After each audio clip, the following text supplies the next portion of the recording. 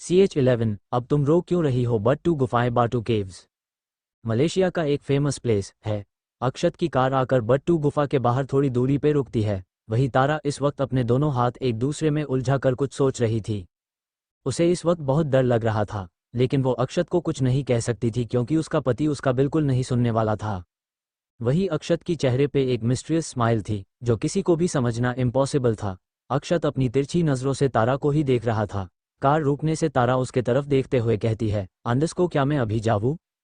उफ, ये तुम्हारी मासूमियत मेरे अंदर आग लगा रही है, वाइल्ड।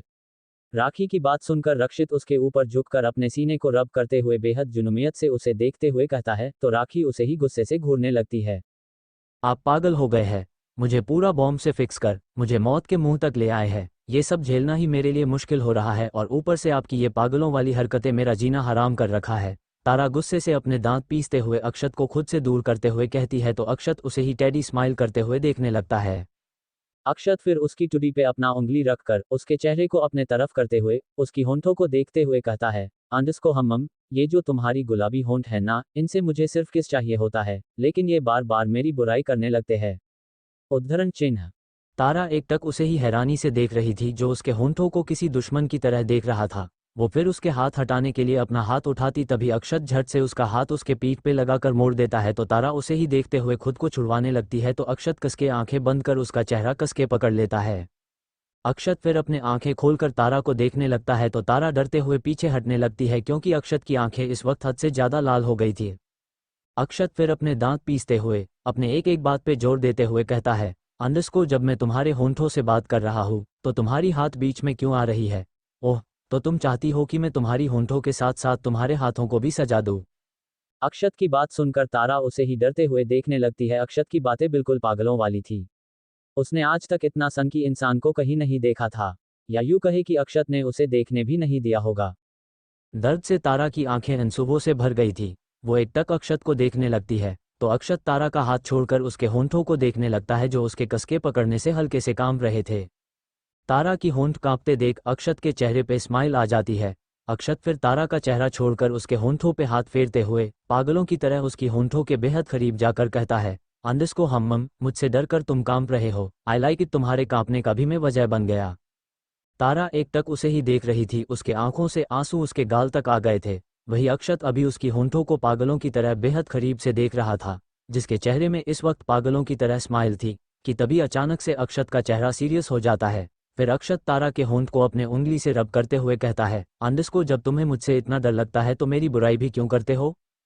तारा झट से अक्षत को खुद से दूर कर अपने होंठों पे हाथ रखकर उसे देखते हुए कहती है, अंडस को सॉरी, अब कभी भी मेरे होंठ तुम्हारे सामने तुम्हारी बुराई नहीं करेगी। तारा की बात सुनकर अक्षत उसे ही तिरछी स्माइल करते हुए देखने लगता है। अक्षत फिर तारा के ऊपर झुककर उसके होंठ से उसका हाथ हटाकर उसके होंठ के करीब अपने होंठ ले जाते हुए कहता है, अंडस को तो तुम मेरे पीठ पीछे बुराई करने वाली हो, राइट वाइफी? अक्षत की बात सुनकर तारा की आंखें हैरानी से बड़ी हो जाती है। वो फिर अपने मन में खुद को कोसते हुए कहती है, अंडस को ओह गॉड, किस पागल के हाथ में मुझे फंसा दिया। वही अक्षत उसकी होंठ पे अपना होंठ रखकर किस करते हुए तारा को देखने लगता है जो अपने आंखों पे आंसू लिए उसे ही देख रही थी। अक्षत उसकी होंठों को सॉफ्टली ही किस कर रहा था। फिर भी तारा को रोता देख वो उससे अलग होकर उसे घूरते हुए कहता है, अंडस को अब तुम रो क्यों रही हो, वाइल्ड कैट? अक्षत की बात सुनकर तारा उसे ही घूरने लगती है तो अक्षत फिर से उसके ऊपर झुककर उसके गाल पे आ रहे आंसू को पीते हुए उसे ही देखने लगता है। वही तारा अपने मन में अक्षत को खूब कोसते हुए कहती है, अंडस को एक तो मेरे साथ पागलों जैसा सलूक करता है, मुझे हटकर पूछता है कि तुम क्यों रो रही हो। हद है, कैसा पागल इंसान है, इसका कुछ समझ ही नहीं आ रहा है।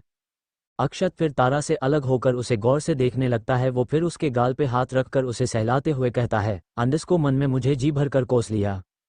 अक्षत की बात सुनकर तारा अपना सर हाँ में हिलाती है। वही उसे समझ आता है कि उसने अक्षत को क्या जवाब दिया है तो वो हड़बड़ा कर अपना सर ना में हिला देती है तो अक्षत की चेहरे पे स्माइल आ जाती है। अक्षत फिर उसके माथे पे किस करते हुए कहता है, अंडस को जब तक रक्षित की सांसें चल रही है तब तक तुम्हें इस पागल के साथ ही जीना है, और रक्षित के सांसें आसानी से रुक जाए ये नामुमकिन है। उद्धरण चिन्ह। अक्षत के बात सुनकर तारा का मुंह बन जाता है। वो फिर उसे ही देखने लगती है तो अक्षत अपने घड़ी में टाइम देखकर तारा से कहता है, अंडस को वहां पहुंचने के बाद तुम्हारे पास सिर्फ 10 मिनट होंगे, उसमें ही तुम्हें सारे काम कर मेरे बताए हुए डायरेक्शन पे आ जाना है। अक्षत की बात सुनकर तारा हाँ में अपना सर हिलाकर कार से बाहर जाने लगी तो अक्षत उसे रोकते हुए कहता है, अंडरस्को रुको। उद्धरण चिन्ह। अक्षत की बात सुनकर तारा उसे ही देखने लगती है तो अक्षत उसके ब्लाउज से एक छोटा सा बटन निकलकर उसमें टाइम फिक्स कर वापस वही फीड करते हुए उससे कुछ कहता उससे पहले ही तारा उसे डरते हुए देखकर कहती है, अंडरस्को अब ये कौन सा बॉम्ब है अक्षत? तारा की बात इग्नोर कर अक्षत कार का डोर खोलते हुए कहता है, अंडरस्को गो। अक्षत की बात सुनकर तारा कार से बाहर आकर सामने देखने लगती है। पूरा भीड़ था वहाँ, क्योंकि वो एक पब्लिक प्लेस था, वहाँ लाखों लोग अपना टूर मनाने आते थे। तारा फिर पलटकर देखती है तो वहाँ अक्षत का कार नहीं था। वो फिर इधर उधर नजरें फेरते हुए कहती है, अंडरस्को अब ये मेरा पागल सन की सैया किधर गया? वहीं दूसरी तरफ अक्षत का कार आकर एक बड़े से रेस्टोरेंट के सामने रुकती है। इस वक्त उसके चेहरे पे एक मिस्टीरियस स्माइल थी, लेकिन वो शायद ही किसी को दिखाई देती। अक्षत भी इस वक्त ब्लैक सूट पहना हुआ था, लेकिन उसका नज़र इस वक्त बार बार अपने रिंग पे जा रही थी कि तभी एक लड़का जिसकी एज अक्षत जितनी ही थी वो अक्षत के सामने आकर उसे ग्रीट करते हुए कहता है, अंडरस्को बॉस, सब अरेंजमेंट हो गई है। वो लड़का अक्षत का असिस्टेंट था जो विदेश का सारा काम संभालता था। उसका नाम था शिशिर। शिशिर की बात सुनकर अक्षत एक बार पूरे रेस्टोरेंट को अपने आंखों से स्कैन कर अपने घड़ी में टाइम देखता है, फिर एक मिस्टीरियस स्माइल कर अंदर चला जाता है। थोड़ी देर बाद वहां एक बड़ा सा ब्लैक कार आकर रुकती है और उसमें से अजय, अनिल और देविका बाहर आकर रेस्टोरेंट को देखते हैं। वो तीनों भी इस वक्त ब्लैक सूट पहने हुए थे और चेहरे पे काले मास्क लगाए हुए थे। वो तीनों एक बार एक दूसरे को देखकर आंखों से ही कुछ इशारा कर अलग अलग डायरेक्शन में चले जाते हैं। वहीं दूसरी तरफ तारा एक गुफा के तरफ जा रही थी। उसने भी इस वक्त एक ब्लैक मास्क पहना हुआ था, या यूं कहे कि अक्षत ने उसे जबरदस्ती पहनाया था, और उसके होंठ इस वक्त बहुत कुछ बड़बड़ा रही थी, क्योंकि वो अक्षत को जी भरकर कोसते हुए अपने कदम बढ़ा रही थी। पागल सन की इंसान खुद को क्या समझता है? पता नहीं इस पागल से मेरा पीछा कब छूटेगा। बचपन से ही मेरे पीछे पड़ा हुआ है। सिडू कड़ूस कद्दू कही का। बड़ा आया मेरे होंठों को सजा देने वाला, और ऊपर से मेरे हाथ भी मरोड़ दिया। अगर मेरे बस में होता मैं तो इसका खून कर देती। मुझसे शादी कली, मेरा जॉब छीना लिया, इतना सब करने के बाद भी इसका पेट नहीं भरा और मुझे यहाँ मारने के लिए छोड़ दिया। पता नहीं मेरे हाथ से गलती से भी गलती हो गई तो मैं सीधा ऊपर ही पहुंच जाऊंगी। गलती होने के बाद भी मैं इन लोगों से बच भी गई तो भी मेरा पागल पति वही मुझे ऊपर पहुंचाएगा। ये भगवान कुछ ऐसा चमत्कार करो कि मैं पूरी जिंदगी इस इंसान से दूर हो जाऊं। पता नहीं ये इंसान कब मेरा गला दबा दे। उद्धरण चिन्ह। तारा एक टक अक्षत को कोसते हुए आगे जा रही थी कि तभी उसका सूट में एक बटन वाइब्रेट होने लगा तो वो अपने जगह में ही जम जाती है। वो फिर धीरे से अपने मन में कहती है, अंडरस्को अब ये क्या है? कहीं गलती से बॉम्ब अभी ही ब्लास्ट तो नहीं हो रही है ना? तारा अभी यही सब बकवास कर रही थी कि तभी उसे एक मैसेज सुनाई देता है कि अंडरस्को वो उस जगह तक पहुंच गई है और अब उसे एक्शन मोड में आना है।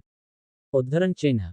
ये सुनते ही तारा की सांस में सांस आती है। वो फिर अक्षत के बताए हुए इंस्ट्रक्शन फॉलो करते हुए अपने सूट में एक छोटा सा बटन निकालकर उस गुफा के पीछे चली जाती है। दूसरी तरफ रेस्टोरेंट के सामने एक के बाद एक 5 कार आकर रुकती है, तो उन सारे कार में से ड्राइवर्स बाहर आकर पीछे के कार का डोर ओपन करते हैं। ड्राइवर्स फिर पीछे हट जाते हैं तो उन 5 कार में से भी एक एक आदमी बाहर आ जाते हैं। वो लोग भी ब्लैक सूट पहने हुए थे, लेकिन उन लोगों ने कोई मास्क नहीं पहना था। वो पांचों भी मिडिल एज के थे। वो अभी एक दूसरे को देख ही रहे थे कि तभी उन पांचों के पास भी एक एक लड़की आकर उनसे चिपक जाते हैं, जो बेहद यंग और हॉट थे। उनके शरीर में सिर्फ जरूरत की पार्ट्स छुपाने जितने ही कपड़े थे, बाकी सब उन्होंने खुला ही छोड़ा था। उनमें से एक आदमी उन चारों को देखते हुए बोलता है, अंडरस्को खबर आई है, मिस्टर अक्षत जिंदल इस डील में कोई इंटरेस्ट नहीं दिखा रहे हैं। उस आदमी की बात सुनकर वो 4 लोग उसे ही देखने लगते हैं। उन्हें ये बात बिल्कुल भी हजम नहीं हो रही थी। क्या तारा अक्षत से बच पाएगी? अक्षत का इरादा क्या है? क्या होने वाला है मलेशिया में? CH12 go straight and turn left. वो पांचों कुछ सोच ही रहे थे कि तभी उस रेस्टोरेंट का मैनेजर आकर उन्हें ग्रीट करते हुए कहता है, अंडरस्को वेलकम सर। उस मैनेजर की बात सुनकर वो पांचों चुप होकर अंदर चले जाते हैं। दूसरी तरफ उस गुफा के पीछे जाकर तारा चुपके से अंदर देखने की कोशिश कर रही थी, क्योंकि वहां ज्यादा रोशनी नहीं थी। उस गुफा के बाहर इस वक्त 2 आदमी खड़े थे और तारा उन्हें देखते हुए ही अक्षत के दिए हुए कुछ चीजें वहां फिक्स कर टाइम सेट कर रही थी। तारा फिर अपना ब्लेजर उतारा कर अपने घड़ी में टाइम देखती है, फिर वो उसमें से एक छोटा सा बटन प्रेस कर एक गहरी सांस लेते हुए कहती है, अंडरस्को Tara, your time starts now.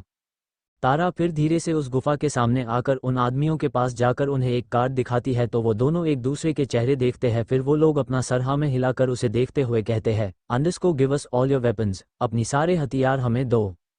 उनकी बात सुनकर तारा अपना गन उनके हाथ में देकर उस गुफा में चली जाती है। वो अंदर से इस वक्त बहुत डरी हुई थी, लेकिन उसे ये काम करना ही था। वो मजबूर थी और उसके पास ये एक मौका था कि वो अक्षत से दूर जा सकती थी। तारा थोड़ी दूर गुफा में जाकर मुड़कर उन दोनों को देखती है जो अपनी ड्यूटी करते हुए इधर से उधर टहल रहे थे। वही तारा के चेहरे पे एक टेडी स्माइल आ जाती है। वो उन्हें देख उनके करीब वापस आकर वहां लगाया हुए लाइट की स्विच को डिफ्यूज कर देती है, तो उस गुफा में और भी अंधेरा हो जाता है।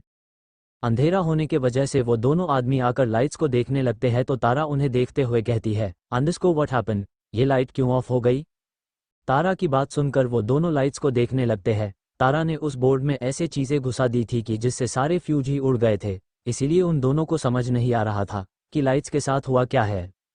वही तारा की नज़रें इस वक्त अपने गन पकड़े हुए आदमी पे थी, उसे गन को लेकर ही अंदर जाना था। दूसरी तरफ रेस्टोरेंट में अक्षत इस वक्त बार काउंटर पे बैठकर ड्रिंक कर रहा था।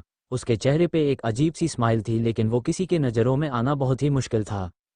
उसके बाजू में ही शिशिर था, जिसके नज़र सिर्फ और सिर्फ वहां आए हुए लोगों पे थी। वही थोड़ी दूरी पे अजय अक्षत को देख रहा था।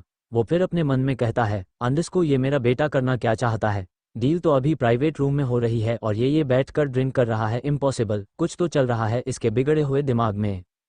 अजय अपने बात को बीच में ही रोककर आसपास देखने लगता है। वो फिर अपने मन में कहता है, अंडस्को ये तारा कहाँ है? वो कहीं नजर ही नहीं आ रही है। अजय यही सोच रहा था कि तभी अनिल उसके पास आकर उसे देखते हुए कहता है, अंडस्को अजय, बस अगले 10 मिनट में डील हो जाएगा। अनिल की बात सुनकर अजय फिर से अक्षत को देखता है, जो अभी भी बेफिक्री से बैठकर ड्रिंक कर रहा था। अब वो ड्रिंक कर रहा था या वो ड्रिंक करने का दिखावा कर रहा था, ये बताना मुश्किल था। दूसरी तरफ तारा अपने गन को घूर रही थी जो उस आदमी ने पकड़ रखा था। उनका पूरा ध्यान लाइट्स ऑन करने में ही थी कि तभी उस आदमी के हाथ से अचानक से तारा का गन नीचे गिर जाता है। वो फिर उसे उठाता, उससे पहले ही दूसरा आदमी उसे कुछ काम बोल देता है, तो उसका ध्यान उस गन से हट जाता है। वही तारा कब से इसी का इंतजार कर रही थी। वो झट से गन लेकर अपने कमर में रखकर दो छोटे छोटे टोपी निकालकर उन दोनों के पॉकेट में धीरे से डालकर फिर उन्हें देखते हुए कहती है, अंडस्को आप लोग प्लीज लाइट ऑन करने की कोशिश करो, मैं अंदर जाती हूँ, I am getting too late. Tara इतना बोलकर अंदर चली जाती है। वो फिर अपने घड़ी में टाइम देखते हुए अपने मन में कहती है, अंडस्को ओह गॉड, सिर्फ 8 मिनट बची है, उसमें ही मुझे अपना काम कर बाहर जाना है, नहीं तो मेरी लाश भी किसी को नहीं मिलेगा। अंदर गुफा में इस वक्त बहुत अंधेरा था। तारा भी जल्दी में थी, उसे किसी भी हालत में टाइम से पहले ही गुफा से बाहर निकलना था। थोड़ी देर में ही वो एक बड़े से दरवाजे के सामने आ जाती है। वो गुफा बाहर से ही गुफा नजर आती थी, लेकिन अंदर से उसमें एक आलीशान सा घर बनाया गया था। तारा फिर उस दरवाजे को देखते हुए अपने मन में कहती है, अंडस्को अक्षत ने एक पासवर्ड बताया था, क्या था यार? हड़बड़ी में वो पासवर्ड भूल गई थी। वो याद करते हुए सोच ही रही थी कि तभी उसके घड़ी वाइब्रेट होने लगता है, तो तारा का ध्यान उस पे जाता है, तो वो ध्यान से घड़ी को देखने लगती है। घड़ी की कांटे बार बार 8 और 2 नंबर पे जाकर रुक रही थी, जिसे देख तारा का दिमाग में वो पासवर्ड याद आता है, तो वो उस डोर को देखती है जिसमें लकड़ी की कुछ बटन सेट किए गए थे। वो फिर धीरे से कहते हुए बटन प्रेस करती है, अंडस्को 828 बटन प्रेस होते ही दरवाजा खुल जाता है, तो तारा अपने रिंग को देख उसमें से एक बटन प्रेस कर अंदर चली जाती है। दूसरी तरफ रेस्टोरेंट में एक प्राइवेट रूम में वो पांचों आदमी बैठे हुए थे। उनके सामने एक ब्लैक सूट में एक 30 साल उम्र का लड़का बैठा हुआ था, जिसका नाम जोनी था, और उसके बगल में ही देविका जिंदल बैठी हुई थी। जोनी एक नज़र देविका को देखकर उन पांचों आदमियों को भी देखते हुए कहता है, अंडस्को इस डील में मैंने अपनी पूरे प्रॉपर्टी के आधा से भी ज़्यादा हिस्सा इसमें लगाया है, तो मुझे इसमें 1 रुपये का भी लॉस नहीं होना चाहिए। जोनी की बात सुनकर वो आदमी, जिनका नाम था अब्दुल, अमीर, आशीष, फैज़ एंड फारूक था। मलेशिया में ज़्यादातर लोगों की नाम अरेबिक में ही रखा जाता है। अमीर जोनी से कहता है, अंडस्को ये डील हर साल होता है और आज तक कोई लॉस नहीं हुआ है, तो अब कैसे हो सकता है? डोंट वरी, हमने भी इसमें इन्वेस्ट कर रखा है। अमीर की बात सुनकर बचे चारों आदमी हाँ में सर हिलाते हैं, तो जोनी अपने असिस्टेंट को देखता है जो उसके बगल में ही खड़ा था। वो उसका इशारा समझकर कुछ डॉक्यूमेंट्स लेकर देविका के सामने रख देता है। गुफा में तारा आगे जाते जाते एक सीक्रेट रूम तक पहुंच चुकी थी। ऐसा नहीं था कि वहां कोई नहीं है, वहां बहुत सारे सिक्योरिटी फोर्स खड़ा था, लेकिन गनीमत ये थी कि अक्षत तारा को बिल्कुल उनके जैसा ही बनाकर भेजा था, जिस वजह से उस पे किसी को शक नहीं हो रहा था। होता भी क्यों, उन लोगों को खबर मिली थी कि एक लड़की उस गुफा में आने वाली है जो उसकी बॉस की भेजी हुई होगी। तारा धीरे से उस सीक्रेट रूम में रखे हुए एक तिजोरी के पास जाकर अक्षत के बताए हुए पिन डालकर ओपन करती है। ओपन करते ही उसमें से एक छोटा सा बॉक्स दिखाई देता है तो तारा उसे देख अपने मन में कहती है, ओह गॉड, ये बॉक्स कितना सुंदर है, पता नहीं इसमें क्या क्या है। तारा फिर वो बॉक्स लेकर अपने पॉकेट में डालकर अपने हाथ में से रिंग निकालकर उसमें से एक छोटा सा रेड बटन दबाकर वही फेंक कर बाहर आ जाती है। वो फिर टाइम देखती है, उसके पास सिर्फ 2 मिनट बची हुई थी। तारा जल्दी जल्दी से वहां से निकलने लगी तो वह एक गार्ड से जाकर टकरा जाती है। वो गार्ड उसे इतनी जल्दी में जाता देख कुछ कहता है, उससे पहले ही वहां जोर जोर से रेड कलर का लाइट ऑन ऑफ होने लगती है तो तारा के चेहरे पे टेडी स्माइल आ जाती है। तारा झट से उस गार्ड की पैर पे किक मारकर वहां का मेन डोर से बाहर आकर डोर क्लोज करती है। अब तक उन सिक्योरिटी को इतना पता चल चुका था कि कुछ तो गड़बड़ है। उस डोर को ऐसा बनाया गया था कि जब तक कोई बाहर के तरफ से पासवर्ड डालकर ओपन नहीं करता तब तक वो डोर ओपन नहीं होता था, और अंदर से डोर तभी ओपन होता था कि जब उस गुफा का मालिक का परमिशन मिले। ये सब होने कम से कम 15 मिनट लग सकती थी। तारा को ये बात अक्षत ने अच्छे से समझाया था। वो इसी मौके का फायदा उठाकर उस डोर को उन गार्ड्स के अपने पास आने से पहले ही क्लोज कर दिया था। तारा फिर जल्दी से वहां भाग कर आती तभी वो 2 बॉडीगार्ड्स जिन्हें वो चकमा देकर गन लेकर अंदर गई थी वो उसके सामने गन थामे खड़े हो जाते हैं। तारा उन दोनों को ध्यान से देखते हुए अपने कमर से गन निकालने लगी तो उसे उन 2 बॉडीगार्ड्स के पीछे खड़ी एक लड़की दिखाई देती है, जो कि लड़की ना होकर एक रोबोट थी, लेकिन उसका हाव भाव लड़की जैसा बनाया गया था। तारा फिर अपने मन में कहती है, ओह गॉड, ये रोबोट टाइम से पहले ये कैसे पहुंच गई। तारा उन दोनों बॉडीगार्ड्स को देखती है जो उसके करीब बढ़ रहे थे। वो फिर अपने मन में कहती है, अगर मैं अभी इन दोनों को शूट की तो ये रोबोट एक्टिव हो जाएगा, फिर मैं इस रोबोट से बचकर इस गुफा से बाहर नहीं जा सकती। अगर बाहर नहीं गई तो मेरा इस गुफा में ही कब्र बन जाएगा। नहीं नहीं माता रानी, मुझे अपने देश में ही मरना है। पता नहीं ये सनकी इंसान मुझे फंसा कर कहाँ गया। तारा यही सोचते हुए अपने कदम पीछे ले ही रही थी कि तभी उसके हाथ में अपने जेब से एक छोटा सा पेपर स्प्रे की बोतल मिलती है तो वो कुछ सोचते हुए रोबोट को देखती है जो बॉडीगार्ड्स पकड़े हुए वेपन्स को देख रही थी। वो जैसे ही फायर होती तो उसे एक्टिव होना था। तारा हल्के से स्माइल कर टैडी नज़रों से वो लाइट बोर्ड को देखती है जो उसने अंदर जाते वक्त डिफ्यूज किया था। वो झट से उन 2 बॉडीगार्ड्स पे एक हाथ से स्प्रे डालकर उस रोबोट की तरफ लाइट का फ्यूज निकालकर फेंकते हुए कहती है, चार्ज योरसेल्फ। तारा ने ये सब इतना जल्दी में किया था कि वो दोनों आदमी समझ ही नहीं पाए थे। तारा झट से अपने गन पे साइलेंसर लगाकर उन्हें शूट कर रोबोट को देखती है जो उसे ही देख रही थी। रोबोट को अपने तरफ देखता देख तारा की सांसें अटक जाती है। वो फिर फ्यूज को देखती है जो नीचे गिरा हुआ था। वो बाहर की तरफ देखती है, बस एक कदम में ही वो अटक गई थी। मतलब साफ था वो बस एक कदम के दूरी पर थी। वही वो रोबोट उसके सामने आकर कहती है, I am fully charged. Robot की बात सुनकर तारा डरते हुए उसे ही देखने लगती है। वो फिर अपने मन में कहती है, तुम तो चार्जर हो, लेकिन तुम्हें देख मेरे अंदर का चार्ज खाली हो रहा है। तारा यही सोच रही थी कि तभी वहां सायरन की आवाज आने लगी तो वो रोबोट एक्टिव मोड में आ जाती है। उसे देखते ही तारा झट से उस रोबोट की सर को उस बोर्ड पर मारकर गुफा से जंप मारकर बाहर गिर जाती है। तारा फिर जैसे ही उस गुफा को देखती है जो अब वो रोबोट भी बाहर के तरफ उसे ही देख एक्शन में आकर गन की ट्रिगर दबा ही रहा था कि तभी पूरा का पूरा गुफा ब्लास्ट हो जाता है। ब्लास्ट होते ही तारा की आंखें हैरानी से बड़ी हो जाती है। वो फिर ज़्यादा टाइम वहां वेस्ट न करते हुए वहां से बाहर आ जाती है। दूसरी तरफ रेस्टोरेंट में अक्षत के चेहरे के स्माइल इस वक्त डीप हो चुकी थी। वो एक टक अपने सीने पे हाथ फेरते हुए कहता है, off wild cat, well done. Private room में देविका अभी जोनी के साथ डील डिस्कस कर रही थी कि तभी जोनी के असिस्टेंट उसके पास आकर उसे कुछ कहता है तो जोनी चिल्लाते हुए कहता है, व्हाट। जोनी फिर किसी को बिना कुछ कहे वहां से उठकर चला जाता है। वही देविका जाते हुए जोनी को देख उन पांचों से कहती है, what happened, deal cancel, Mrs Jindal. Devika अभी अपनी बात पूरी करती उससे पहले ही जोनी के असिस्टेंट उसके पीछे जाते हुए कहता है तो देविका और वो पांचों आदमियों के होश ही उड़ जाते हैं। वो जाते हुए जोनी को हैरानी से देखने लगते हैं। जोनी और उसके असिस्टेंट टेंशन में रेस्टोरेंट से बाहर चले जाते हैं। वही अक्षत उसे देख डिप स्माइल करते हुए कहता है, नाउ एक्स्ट्रा एस गेम इज ऑन। अक्षत इतना कहकर रेस्टोरेंट से बाहर चला जाता है। शिशिर आकर कार का डोर ओपन करता है तो अक्षत ड्राइविंग सीट पे बैठकर वहां से चला जाता है। तारा अभी वहां से भागकर अक्षत के बताए हुए प्लेस पे आती है तो वहां एक मिडिल एज की औरत जिसका नाम लीना था तारा के पास आकर कहती है, आयु मिसेज तारा अक्षत जिंदल। या तारा उस औरत को ध्यान से देखकर उस बॉक्स को देते हुए कहती है तो वो औरत एक तरफ इशारा करते हुए कहती है, go straight and turn left, आपके पति आपका वही वेट कर रहे हैं। उद्धरण चिन्ह। उस औरत की बात सुनकर तारा उसे थम्स अप दिखाकर वहां से चली जाती है। तारा के दिमाग में इस वक्त सिर्फ एक ही बात चल रही थी कि वो अब वापस अक्षत के पास हरगिज नहीं जाएगी। तारा उस औरत के बताए हुए प्लेस पे आकर रुक जाती है। वो फिर लेफ्ट और राइट देखने लगती है। वो फिर लेफ्ट साइड देखते हुए बेहद नफरत से कहती है, अंडस्को अक्षत जिंदल, तुमने मेरी जिंदगी में बहुत खेल खेला है, अब और नहीं, अब मैं तुम्हारे हाथ बिल्कुल नहीं रहूंगी।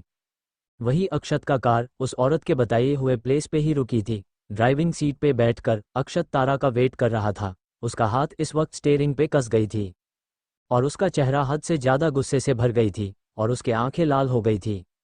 वही तारा अब राइट साइड जाने का मन बना चुकी थी। उसके दिमाग में इस वक्त सिर्फ अक्षत से दूर जाने का था। अनजान देश में उसे कहाँ जाना है, किसके पास जाना है, वह नहीं जानती थी।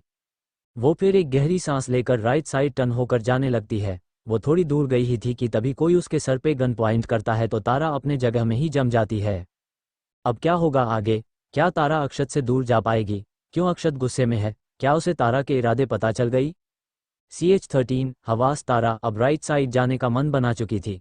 उसके दिमाग में इस वक्त सिर्फ अक्षत से दूर जाने का था। अनजान देश में उसे कहाँ जाना है, किसके पास जाना है, ये वो नहीं जानती थी। फिर भी तारा एक गहरी सांस लेकर राइट साइड टर्न होकर जाने लगती है। तारा अभी थोड़ी दूर ही गई थी कि कोई उसके सर पे गन पॉइंट कर देता है तो तारा अपने जगह में ही जम जाती है। तारा इस वक्त एक सुनसान जगह में खड़ी थी। वो एक टक हैरानी से सामने खड़े इंसान को देखते हुए धीरे से बुदबुदाती है, अंडस्को विहान। सामने खड़ा हुआ इंसान कोई और नहीं बल्कि विहान जिंदल था। विहान के चेहरे पे इस वक्त एक टेढ़ी स्माइल थी। वो एक टक तारा को ही देख रहा था। उसके आंखों में इस वक्त उसके लिए सिर्फ हवस थी। तारा उसे देख कुछ कहती उससे पहले ही वहां चार और कार आकर रुक जाती है तो तारा गौर से उन सब कार को देखने लगती है। वो सब विहान के ही कार्स थे। वही विहान के नज़र तो उस पे ही टिकी हुई थी। विहान तारा के सामने चुटकी बजाते हुए कहता है, अंडस्को हम्मम, वैसे तो तुम्हें देखकर मेरी नीयत फिसल रही है, मैं तुम्हें एक बार टेस्ट करना चाहता हूँ लेकिन। विहान अपने बात बीच में ही छोड़कर उसे पूरी नफरत से देखते हुए अपने दांत पीसते हुए बेहद कर्कश आवाज में कहता है, अंडस्को लेकिन मैं ऐसा नहीं करूंगा क्योंकि तुम मेरे सुकौल भाई की बीवी हो। लो, मेरी जिंदगी में बस इसकी ही कमी रह गई थी। एक वो जो मेरा पति है, मेरे लिए मरने के लिए भी तैयार है और मुझे मारने के लिए भी, और ये उससे दुश्मनी निभाने के लिए मुझे निशान बना रखा है। हद है, लाइफ में टंटे हो रखी है। जिंदल परिवार ने मेरा जीना हराम कर रखा है। विहान के बात सुनकर तारा अपने मन में कहती है। तारा फिर विहान को देखती है जो उसे ही देखते हुए गन की ट्रिगर दबा रहा था। तारा उसे ट्रिगर दबाता देख डरते हुए अपने मन में कहती है, अंडस्को ओह गॉड, अभी तो एक से बच के आई थी, अब दूसरा मेरे कुंडली में शनि बनकर बैठ गया है। नहीं नहीं, अक्षत यहाँ आए उससे पहले ही मुझे यहाँ से बच के निकलना होगा। अगर मैं अपने पागल सन की सया के हाथ लगी तो इस गधे से पहले वही मुझे मार देगा। तारा यही सोचते हुए विहान से कुछ कहती उससे पहले ही दूर से एक लकड़ी आकर विहान के हाथ में गिर जाती है तो उसके हाथ से गन नीचे गिर जाती है।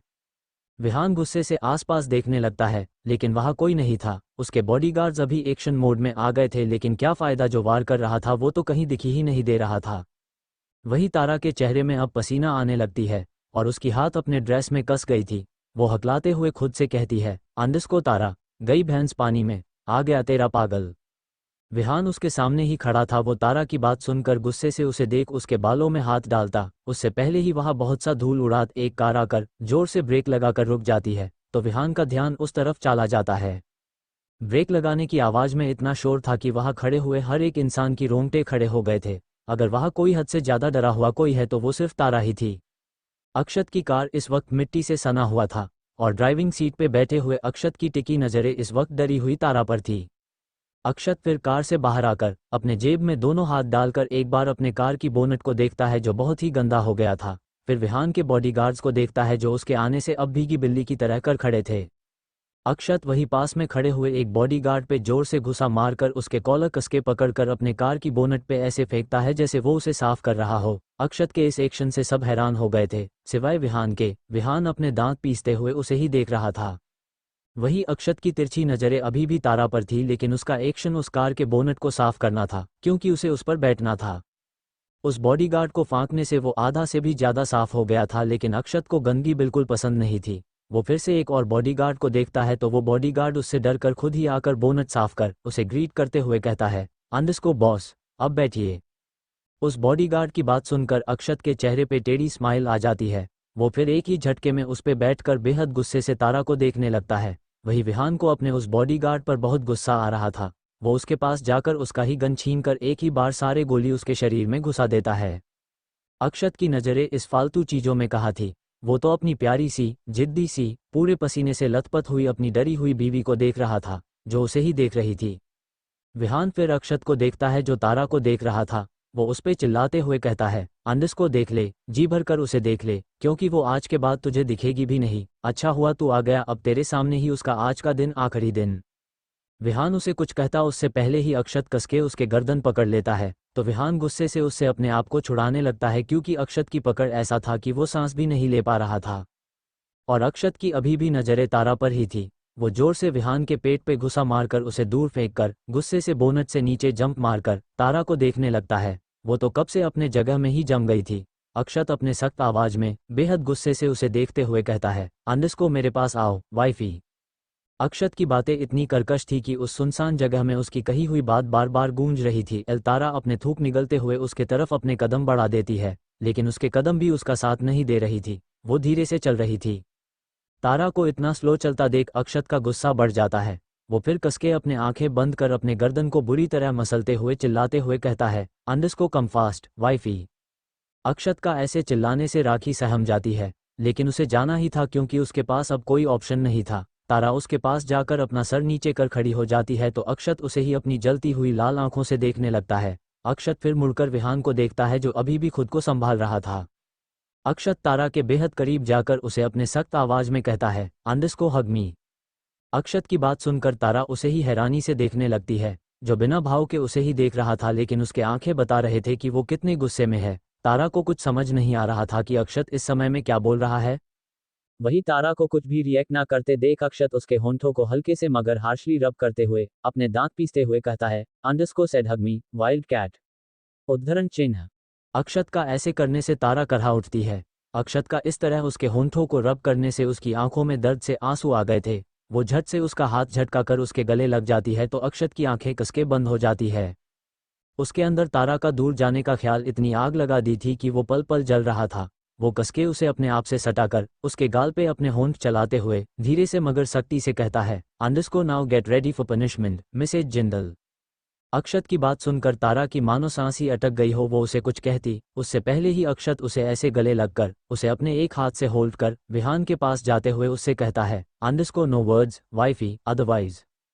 अक्षत अपने बात बीच में ही रोक कर आगे बढ़ जाता है। वही तारा चुप होकर अक्षत के गर्दन में अपना चेहरा छुपा देती है। वो अब खुद को अक्षत के पनिशमेंट के लिए रेडी करने लगती है। अब उसके पास कोई रास्ता नहीं था और ना ही उससे बचाने वाली थी। अक्षत जाकर विहान को देखने लगता है। विहान उसके वजह से पहले ही जख्मी हो गया था और आज के हरकत से तो वो अक्षत से बचने वाला भी नहीं था। अक्षत ने अपना गन निकालकर विहान के सर पे पॉइंट करते हुए कहता है, अंडस को हम तुम मुझे मारने की कोशिश करते तो शायद तुम कामयाब होते विहान, लेकिन तुमने मेरी बीवी को मारने के बारे सोचकर ही बहुत बड़ी गलती कर दी। अक्षत की बात सुनकर विहान उसे ही गुस्से से घूरने लगता है। वो फिर उसके सामने खड़े होकर गुस्से से चिल्लाते हुए कहता है, अंडस को तुम्हें मैं मारने की कोशिश आगे भी नहीं करूंगा अक्षत, क्योंकि मैं तुम्हें आसान मौत नहीं देने वाला। तुम्हें पल पल तड़प तड़प कर मरते हुए देखना चाहता हूँ, क्योंकि तुम्हारी जान तुम्हारे बाहों में खड़ी हुई इस ऑफिस में है। अगर मैं इसे ही उद्धरण चिन्ह। विहान आगे कुछ कहता उससे पहले ही अक्षत विहान के दोनों हाथों पे गोली मार देता है, तो उसके मुंह से चीख निकल जाती है। वही डर के वजह से तारा की पकड़ अक्षत पे कस गई थी। तारा ने अक्षत से अलग होकर विहान को देखना चाहा, तो अक्षत उसे बेहद गुस्से से देखते हुए अपने सख्त आवाज में कहता है, अंडस को मेरे अलावा किसी को भी देखने की हिम्मत मत करना वाइफी। अक्षत की बात सुनकर तारा उसे ही देखने लगती है। अक्षत भी उसे ही देख रहा था, लेकिन लगातार उसके गनगोलियों से बात कर रही थी, जिससे विहान जख्मी हो रहा था। विहान दर्द से चिल्लाते हुए अपने बॉडीगार्ड्स को देखता है, जो अब अक्षत के बॉडीगार्ड्स के कब्जे में आ गए थे। अक्षत फिर विहान को देखते हुए कहता है, अंडस को ये बस मेरी बीवी को मारने के लिए कोशिश करने की सजा है विहान। अक्षत अपनी बात को बीच में रोककर गन से अपने सर को खुजाते हुए बेहद गुस्से से कहता है, अंडस को और गलती से भी ये मत सोचना कि मैं तुम्हें आसन मौत दूंगा। अक्षत फिर तारा को देखता है, जो उसे ही देख रही थी। वो फिर उसके आंखों में बेहद जुनूनियत से देखते हुए विहान से कहता है, अंडस को ये सिर्फ और सिर्फ मेरी है। इसे हवस भरी नजर से देखने वाला कोई नहीं बचेगा, और तुम्हारी एक और गलती की सजा बहुत जल्द मिलेगी तुम्हें। ऐसी सजा जब तुम देखोगे ना, पता चलेगा कि तुम्हारी रूह भी इस बेदिल अक्षत के सजा से कैसे कांपेगा। उद्धरण चिन्ह। अक्षत इतना बोलकर तारा को उसी तरह लेकर अपने कार के पास आ जाता है। वही तारा उससे लिपट कर भगवान से प्रे कर रही थी कि उसे अक्षत की पनिशमेंट से बचा ले। अक्षत कार का डोर ओपन कर उसे पैसेंजर सीट पे पटक देता है तो तारा की मुंह से दर्द से चीख निकल जाती है। आह। तारा अक्षत को ही अपने नम आंखों से देखने लगती है, लेकिन अक्षत उसे बिना देखे ड्राइविंग सीट पे आकर बैठकर कार स्टार्ट कर देता है। तारा को अक्षत का चेहरा देखने की भी हिम्मत नहीं हो रहा था। वो अपने दोनों हाथों को एक दूसरे में उलझाकर बाहर के तरफ देखने लगती है। अब उसे अपने आप को अक्षत की सजा के लिए रेडी करने के अलावा कोई रास्ता नहीं दिख रहा था। दूसरी तरफ रेस्टोरेंट में अजय और अनिल एकटक देविका का प्राइवेट रूम से बाहर आने का वेट कर रहे थे, क्योंकि वो दोनों भी जोनी को चिल्लाते हुए बाहर जाते देख चुके थे। और सबसे बड़ी बात ये थी कि अक्षत वहां बिना कुछ किए ही वापस चला गया था। ये बात उन्हें बिल्कुल समझ नहीं आ रही थी। प्राइवेट रूम में उन पांचों आदमियों ने पूरी तरह भौंकलाए हुए थे। वो अब एक दूसरे से ब्लेम कर रहे थे। वही देविका चुपचाप उन पांचों को देख रही थी। उसे अभी तक समझ नहीं आ रहा था कि आखिर जोनी ने डील कैंसिल क्यों किया। देविका फिर वहां से जाने लगी तो वो पांचों आदमी उसे रोकते हुए कहते हैं, अंडस्को हमें ऐसा लगता है कि इस डील के कैंसिल होने में तुम्हारा हाथ है। What rubbish. देविका उन पांचों की बात सुनकर उन पे चिल्लाते हुए कहती है तो वो पांचों उसे ही शक भरी नजरों से देखने लगते हैं। अब क्या होने वाला है? अक्षत तारा को कौन सी सजा देगा? किस गलती की सजा मिलने वाली है विहान को? जोनी का क्या होगा? CH14 sexual punishment Malaysia. अक्षत का विला। अक्षत की कार आकर उसके विला के सामने रुकती है। तारा तो अपने जान अपने हाथ में पकड़कर बैठी हुई थी। उसकी हिम्मत भी नहीं हो रहा था कि वो अपना चेहरा उठाकर अक्षत को देखे। वही अक्षत का चेहरा इस वक्त किसी शैतान से कम नहीं लग रहा था। उसका चेहरा और आंखें गुस्से से लाल हो गई थी। अक्षत कार से बाहर आकर तारा के तरफ का डोर ओपन कर तारा को देखता है, जो अपने पलके नीचे कर चुपचाप बैठी हुई थी। अक्षत उसके ऊपर झुककर उसे ही देखते हुए उसका सीट बेल्ट खोलने लगता है। तारा अभी भी उसे नहीं देख रही थी, लेकिन अक्षत की नज़र को वो अपनी ऊपर महसूस जरूर कर रही थी। अक्षत सीट बेल्ट खोलकर उसका बाजू पकड़कर कार से बाहर लाकर सीधा उसे लगभग खींचते हुए ही अंदर ले जाता है। तारा की हालत इस वक्त सिर्फ डर के वजह से ही खराब हो गई थी। उसके मुंह से एक शब्द भी नहीं निकल रहा था, और वही अक्षत की पकड़ उसकी हाथों में कसती जा रही थी। अक्षत अपने रूम में जाकर तारा जोर से धक्का दे देता है तो तारा सीधा जमीन पे गिर जाती है। वो फिर एक टक अपनी नम आंखों से अक्षत को देखने लगती है। अक्षत अपने शर्ट की स्लीव्स को फोल्ड करते हुए उसके तरफ बढ़ने लगता है तो तारा खिसकते हुए पीछे जाने लगती है। अक्षत फिर अपने पैंट की बेल्ट निकालने लगा तो मानो तारा की सांसें ही उसके गले में ही अटक गई हो। वो डरते हुए अक्षत को कुछ कहती, उससे पहले ही अक्षत अपने बेल्ट एक ही झटके में निकालकर अपने हाथ में फोल्ड करते तारा के बेहद करीब जाने लगता है तो तारा हकलाते हुए उससे कहती है, अंडस्को आप मुझे बेल्ट से मारेंगे? अक्षत। अक्षत इस वक्त बिना भाव के तारा को ही देख रहा था। वो फिर अपने घुटनों के बल बैठकर ध्यान से तारा को देखने लगता है। डर से तारा का चेहरा अब पसीना पसीना हो गया था। अक्षत तारा के चेहरे को टच करने आगे अपना हाथ बढ़ाया तो तारा डर से पीछे हटने लगती है, क्योंकि उसे लगा था कि अक्षत उसे मारने के लिए अपना हॉन्ट उठा रहा है। तारा को इस तरह डरता देख अक्षत के चेहरे पे टेढ़ी स्माइल आ जाती है। वो झट से तारा की बाजू पकड़कर अपने तरफ खींचकर उसे देखते हुए बेहद टंडे लहजे में कहता है, अंडस्को लीना ने तुम्हें कौन सी डायरेक्शन में जाने बोला था, राइट या लेफ्ट? अक्षत की बात सुनकर तारा उसे ही देखने लगती है। अक्षत फिर से उससे धीरे से कहती है, अंडस्को लेफ्ट। तारा की बात सुनकर अक्षत उसका बाजू छोड़कर उसके चेहरे को अपने चेहरे से बेहद हार्शी रब करते हुए कहता है, अंडस्को और तुमने कौन सा डायरेक्शन चुना? अक्षत का ऐसे करने से तारा सिहर रही थी। उसे बहुत दर्द हो रहा था, क्योंकि अक्षत बिल्कुल सॉफ्ट नहीं था। वही तारा को कुछ भी ना बोलता देख अक्षत उससे अलग होकर उसे गुस्से से देखने लगता है तो तारा उससे कहती है, अंडस्को राइट रक्षित। तारा आगे कुछ कहती उससे पहले ही अक्षत उसकी बात सुनकर पास में रखे हुए वास को उठाकर फेंक कर जोर से चिल्लाते हुए कहता है, अंडस्को क्यों? अक्षत के बात सुनकर तारा चुप हो जाती है। वही अक्षत को भी अच्छे से पता था कि तारा क्यों उससे भागना चाहती है। तारा ने इस अनजान देश में भागने की कोशिश की थी। वो उसके अलावा वहां किसी को जानती तक नहीं थी। उसके साथ कुछ भी हो सकता था। इस बात से अक्षत को हद से ज्यादा गुस्सा आ गया था। अक्षत फिर अपने पैकेट से सिगरेट की पैकेट निकालकर सिगरेट जलाकर एक टक उसे देखने लगता है। तारा भी उसे ही देख रही थी। अक्षत फिर से उसके सामने घुटनों के बल बैठकर सिगरेट की कश लेते हुए उसे देखने लगता है। तारा अपने पलके नीचे कर उससे कहती है, अंडस्को मुझे आपके साथ नहीं रहना है। मुझे तो अब किसी के साथ भी नहीं रहना, इसीलिए मैंने सबसे दूर जाने का फैसला किया था। अक्षत उसे ही देख रहा था। उसकी बात सुनकर अक्षत उसके चेहरे पे ही सिगरेट की धुआं छोड़ता है तो तारा को खांसी आ जाती है। तारा खांसते हुए अपना चेहरा दूसरी तरफ करती है। अक्षत उसे ही देख रहा था। अक्षत का हर एक एक्शन पे तारा डर रही थी। अक्षत उठकर तारा की बाजू को कसके पकड़कर वॉशरूम में ले जाकर शॉवर के नीचे खड़ा कर देता है। तारा उसे ही सवालिया नज़रों से देखने लगती है तो अक्षत शॉवर ऑन कर देता है। पानी इस वक्त हद से ज़्यादा ठंडी थी जिसे टॉलरेट करना तारा के लिए मुश्किल था क्योंकि वहाँ का मौसम ठंडी का ही था। इतने ठंडे पानी अपने ऊपर गिरता महसूस कर तारा शावर के नीचे से हटने लगी तो अक्षत उसे देख अपने सख्त आवाज में कहता है, underscore don't move wifey, it's your punishment. Akshat की बात सुनकर तारा अपने जगह में ही जम सी जाती है। वो ठंड से कांप रही थी, वही अक्षत बिना भाव के उसे देख रहा था। शॉवर के नीचे सिर्फ तारा ही नहीं खड़ी थी बल्कि उसके साथ अक्षत भी शावर से गिरते ठंडे पानी के नीचे खड़ा था। तारा ने कांपते हुए अक्षत से कहा, अंडरस्को अक्षत, प्लीज स्टॉप दिस, मुझे बहुत ठंड लग रही है, ऐसे तो मैं मर जाऊंगी। अक्षत उसे ही देख रहा था जो बहुत कांप रही थी। वो फिर अपने बालों पे हाथ फेरते हुए उससे कहता है, underscore I don't care wifey, it's your punishment, that's it. Akshat के बात सुनकर तारा को बहुत गुस्सा आ रहा था लेकिन वो कुछ नहीं कर सकती थी क्योंकि वो मजबूर थी। अक्षत तारा को देखकर कहता है, अंडरस्को तुम्हें क्या लगा तुम मुझसे भाग सकोगी? Seriously wifey, never wifey, you are wrong. दूसरी तरफ रेस्टोरेंट में देविका उन पांचों को गुस्से से देख रही थी क्योंकि वो पांचों बिना सोचे समझे उस पर इल्जाम लगा रहे थे। देविका उन पांचों को देख चिल्लाते हुए कहती है, अंडरस्को बिना सर पैर की बात करना बंद करो, तुम सब पहले सच जानने की कोशिश करो। जितना इस डील के कैंसिल होने से तुम्हें लॉस हुआ है उसका डबल लॉस मुझे हुआ है क्योंकि मैंने 2 गुना इसमें इन्वेस्ट किया था। देविका का बात सुनकर वो पांचों उसे ही देखने लगते हैं क्योंकि वो सच ही बोल रही थी कि तभी आशीष उसे वार्न भरी लुक देते हुए कहता है, अंडरस्को अगर इसमें तुम्हारा या फिर अक्षत जिंदल का हाथ है तो आगे जो भी होगा उसके जिम्मेदार सिर्फ तुम लोग ही होंगे। आशीष के मुंह से अक्षत का नाम सुनते ही देविका का चेहरा काला पड़ जाता है। इन सब चीजों में वो अक्षत को तो भूल ही गई थी।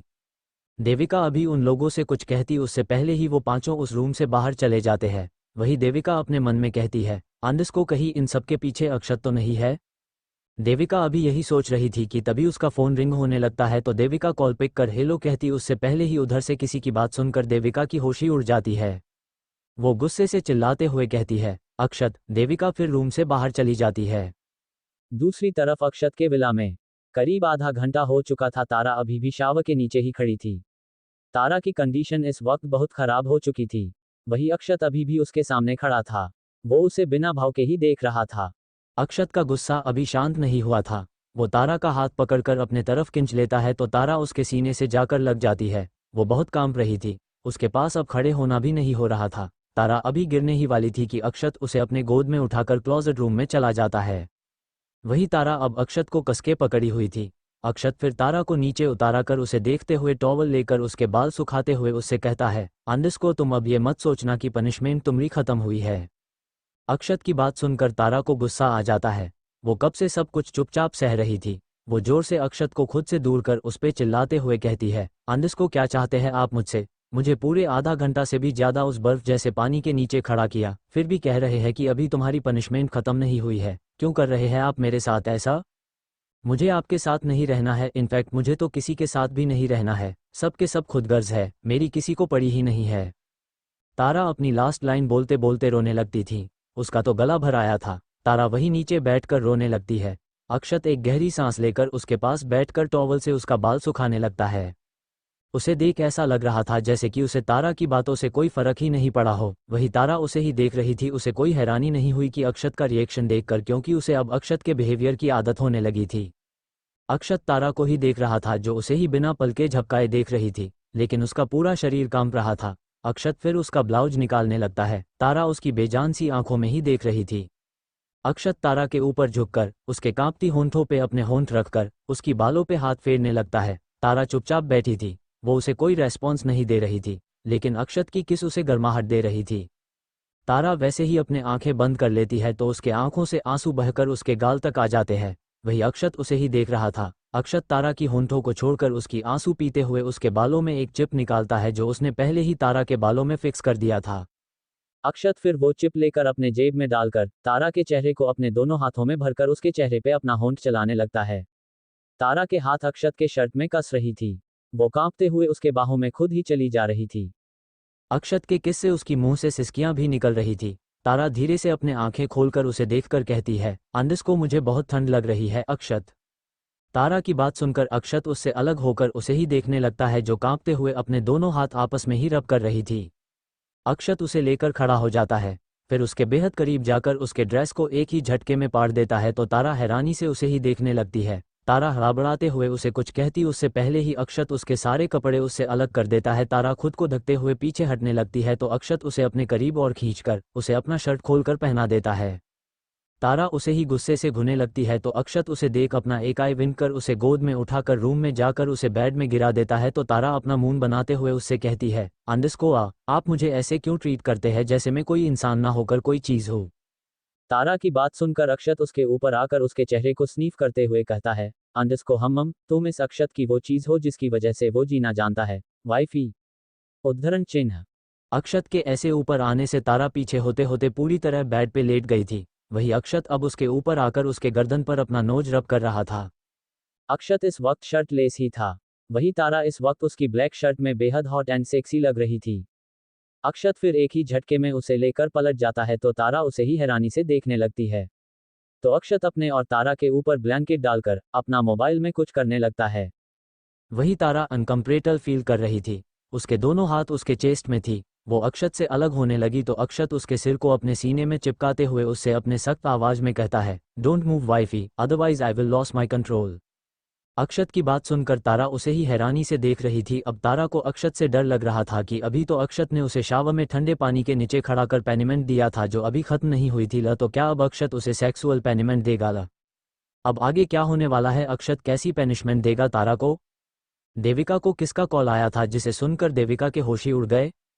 15 शक तो होना ही था। रेस्टोरेंट में देविका बाहर आकर अजय पे चिल्लाते हुए कहती है, अंडस्को, तुम्हारे बेटे के वजह से मेरा बेटा हॉस्पिटल पहुंचा है। अक्षत ने उस पे गोली चलाई है। अजय। देविका को खबर मिल चुकी थी कि विहान और अक्षत के बीच में फिर से लड़ाई हुई है और इसकी वजह सिर्फ तारा ही है। वही देविका की बात सुनकर अजय और अनिल हैरानी से उसे ही देख रहे थे। वो दोनों तो डील के लिए टेंशन ले रहे थे, उन्हें विहान और अक्षत की लड़ाई के बारे में पता ही नहीं चला था। वही अनिल गुस्से से अजय को देख कुछ कहता उससे पहले ही अजय उन दोनों को देख कहता है, अंडस्को, तुम दोनों को अच्छे से पता है मेरा बेटा मेरे हाथ में नहीं है, सो प्लीज तुम दोनों मुझे ब्लेम करना बंद करो। वैसे भी हमें इस वक्त पहले हॉस्पिटल जाना चाहिए। अजय की बात सुनकर वो दोनों चुप हो जाते हैं, क्योंकि बात तो वो सच ही बोल रहा था, क्योंकि अक्षत किसी की भी बात नहीं सुनता था। वो वही करता जो उसका मन करता था। फिर वो तीनों वहां से हॉस्पिटल जाने के लिए निकल जाते हैं। वही वो पांचों आदमी, आशीष, अमीर, फैज, फारूक और अब्दुल उन तीनों को ही देख रहे थे। अमीर फिर उन चारों से कहता है, अंडस्को, इस जिंदल परिवार को हमें हल्के में नहीं लेना चाहिए, इन पे हमें नज़र रखना ही चाहिए। और सबसे ज़रूरी बात यह है कि हमें जॉनी से बात करने की कोशिश करनी चाहिए, वो ऐसे डील कैंसिल नहीं कर सकता।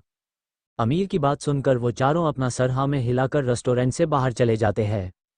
वही थोड़ी दूरी पे कोई बैठा हुआ था जिसने अपने चेहरे पे इस वक्त मास्क पहना हुआ था और वो एकटक वहां हो रहे मूवमेंट पर नजर रख रहा था। यहां तक कि उस प्राइवेट रूम में क्या क्या हुआ है ये भी उसे खबर मिल चुकी थी। उसकी आंखों में इस वक्त अलग ही चमक दिख रही थी और उसके दिमाग में इस वक्त सिर्फ और सिर्फ एक ही इंसान घूम रहा था, वो था अक्षत जिंदल। वो इंसान फिर अपने मन में कहता है, अंडस्को, हम अक्षत जिंदल, असली बाजीगर तो तुम ही निकले। मैं तो यहाँ आया था जॉनी को बर्बाद होते हुए देखने और तुमने मेरे काम आसानी से कर दिया। वेल डन माय बॉय, बहुत जल्द मैं तुम्हारे सामने आऊंगा। वो नकाब में छुपा हुआ इंसान फिर वहां से चला जाता है। अक्षत के विला में तारा इस वक्त अक्षत के ऊपर लेटकर उसे ही डरते हुए देख रही थी। वही अक्षत के चेहरे पे एक टेडी स्माइल थी जो तारा को चिढ़ा रही थी। तारा फिर उसके हाथ में पकड़े हुए मोबाइल को घूरने लगती है जिसमें इस वक्त ऑडियो ऑन थी। ये वो ऑडियो था जो तारा बट्टू गुफा में अक्षत के कार से उतरने के बाद से लेकर उसके पास पहुंचने तक उसने जितने भी अक्षत को गाली दिया था वो सब उस ऑडियो में थी। अब ये मेरा पागल सन की सैया किधर गया? पागल सन की इंसान खुद को क्या समझता है? पता नहीं इस पागल से मेरा पीछा कब छूटेगा। बचपन से ही मेरे पीछे पड़ा हुआ है। सडू कदूस कद्दू कहीं का बड़ा आया मेरे होंठों को सजा देने वाला और ऊपर से मेरे हाथ भी मरोड़ दिया। अगर मेरे बस में होता मैं तो इसका खून कर देती। मुझसे शादी करी, मेरा जॉब छीन लिया, इतना सब करने के बाद भी इसका पेट नहीं भरा। इसने मुझे यहाँ मरने के लिए छोड़ दिया। पता नहीं मेरे हाथ से गलती से भी गलती हो गई तो मैं सीधा ऊपर ही पहुँच जाऊंगी। गलती होने के बाद भी मैं इन लोगों से बच भी गई तो भी मेरा पागल पति वही मुझे पहुँचाएगा। ये भगवान कुछ ऐसा चमत्कार करो कि मैं पूरी जिंदगी इस इंसान से दूर हो जाऊं। पता नहीं ये इंसान कब मेरा गला दबा दे। अक्षत बीच में ही ऑडियो बंद कर तारा को अपना एक आईब्रो ऊपर उठाकर गुस्से से देखने लगता है तो तारा अपना नाक पिंच करते हुए अपने नजरें इधर उधर दौड़ाने लगती है। उसकी तो सिट्टी पिट्टी ही गुम हो गई थी। लेकिन अचानक से तारा का चेहरा गुस्से से भर जाता है। वो गुस्से से अक्षत को देखते हुए कहती है, अंडस्को, तो आपने मेरे सूट में ये भी फिक्स किया ताकि मैं जो भी बोलूंगी वो आप सुन सके। तारा की बात सुनकर अक्षत उसकी टुडी पे होंठ रख हल्के से बाइट करते हुए कहता है, अंडस्को मैंने ये तुम्हारे सूट में नहीं तुम्हारे बालों में फिक्स किया था। ये तुम्हारे ऑडियो के साथ साथ मुझे तुम्हारी लोकेशन भी दिखा रहा था और जो रिंग तुम पहनी हुई थी ना उसमें से मुझे तुम्हारा ये मासूम सा चेहरा भी दिख रहा था वाइफी। अक्षत की बातें सुनकर तारा की मानो हैरानी से उसके आंखें ही बाहर आ गए थे। वो एकटक उसे ही देखने लगती है। उसे इसके बारे में बिल्कुल नहीं पता था और अक्षत ने उसे बताया भी नहीं था। तारा ने अक्षत से कहा, अंडस्को आपने मुझे इन सब के बारे में पहले क्यों नहीं बताया? तारा की बात सुनकर अक्षत उसे और अपने करीब कर उसके आंखों में गुस्से से देखते हुए कहता है, अंडस्को क्यों? ये सब भी तुम निकाल कर मुझसे और दूर भाग सको ताकि मैं तुम तक ना पहुंच सकूं, राइट? ये तुम्हारी गलतफहमी है वाइफी। तुम मुझसे कभी अलग नहीं हो सकती और तुम इसके बारे में सोचकर अपने छोटी सी दिमाग को ज्यादा काम मत दो। अक्षत की बात सुनकर तारा उसे ही देखने लगती है। वो चुप होकर अपने पलके नीचे कर उसे मन ही मन गाली देने लगती है तो अक्षत उसके गालों पे बारी बारी से चूमते हुए कहता है, अंडस्को मुझे फिर से कोस रही हो वाइल्ड कैट। अक्षत की किस से वो इतना मदहोश हो रही थी। वो ना चाहते हुए भी उसमें खोते जा रही थी। वो उसे ही देखते हुए धीरे से कहती है, अंडस्को हाँ। तारा की बात सुनकर अक्षत उससे अलग होकर उसे ही घूरने लगता है तो तारा उसे ही देखने लगती है। जब उसे रियलाइज होता है कि उसने अभी अभी उसे क्या कहा है तो वो हकलाते हुए अपना सरना में हिलाते हुए कहती है, अंडस्को नहीं। तारा की बात सुनकर अक्षत उसे अपने नीचे कर खुद उसके ऊपर आकर उसके चेहरे पे अजीब तरह से हाथ फेरते हुए कहता है, अंडस्को हम वाइफी। मुझे लगा था तुम थोड़ी देर के लिए ही सही मुझसे दूर रहकर खुश रहोगी, मुझे भूल जाओगी, बट आई एम रॉन्ग। तुम तो मुझे हर पल याद कर रही थी, यह तक कि मुझसे दूर भागते वक्त भी तुम्हारे दिमाग में मैं ही था। Well I like it wifey. Akshat की बात सुनकर तारा उसे ही अजीब नज़रों से देखने लगती है क्योंकि उसने अक्षत को हर पल गाली ही दिया था, लेकिन अक्षत उसके लिए भी खुश था। वो फिर अपने मन में कहती है, अंडस्को लगता है इस पागल बेदिल इंसान से मुझे छुटकारा नहीं मिलने वाला है। तारा अपने में ही गुम थी कि तभी अक्षत उसकी होंठों को अपने दांतों के बीच दबा देता है तो तारा की मुंह से चीख निकल जाती है। तारा उसे ही गुस्से से घूर रही थी। वही अक्षत तिरछी स्माइल करते हुए उसकी होंठों को किस कर रहा था। तारा उसे खुद से दूर करने लगती है तो अक्षत उसके दोनों हाथ अपने एक हाथ में पकड़कर उसे किस करने लगता है। लेकिन वो कुछ ही सेकंड में तारा से अलग होकर उसे ही ध्यान से देखने लगता है।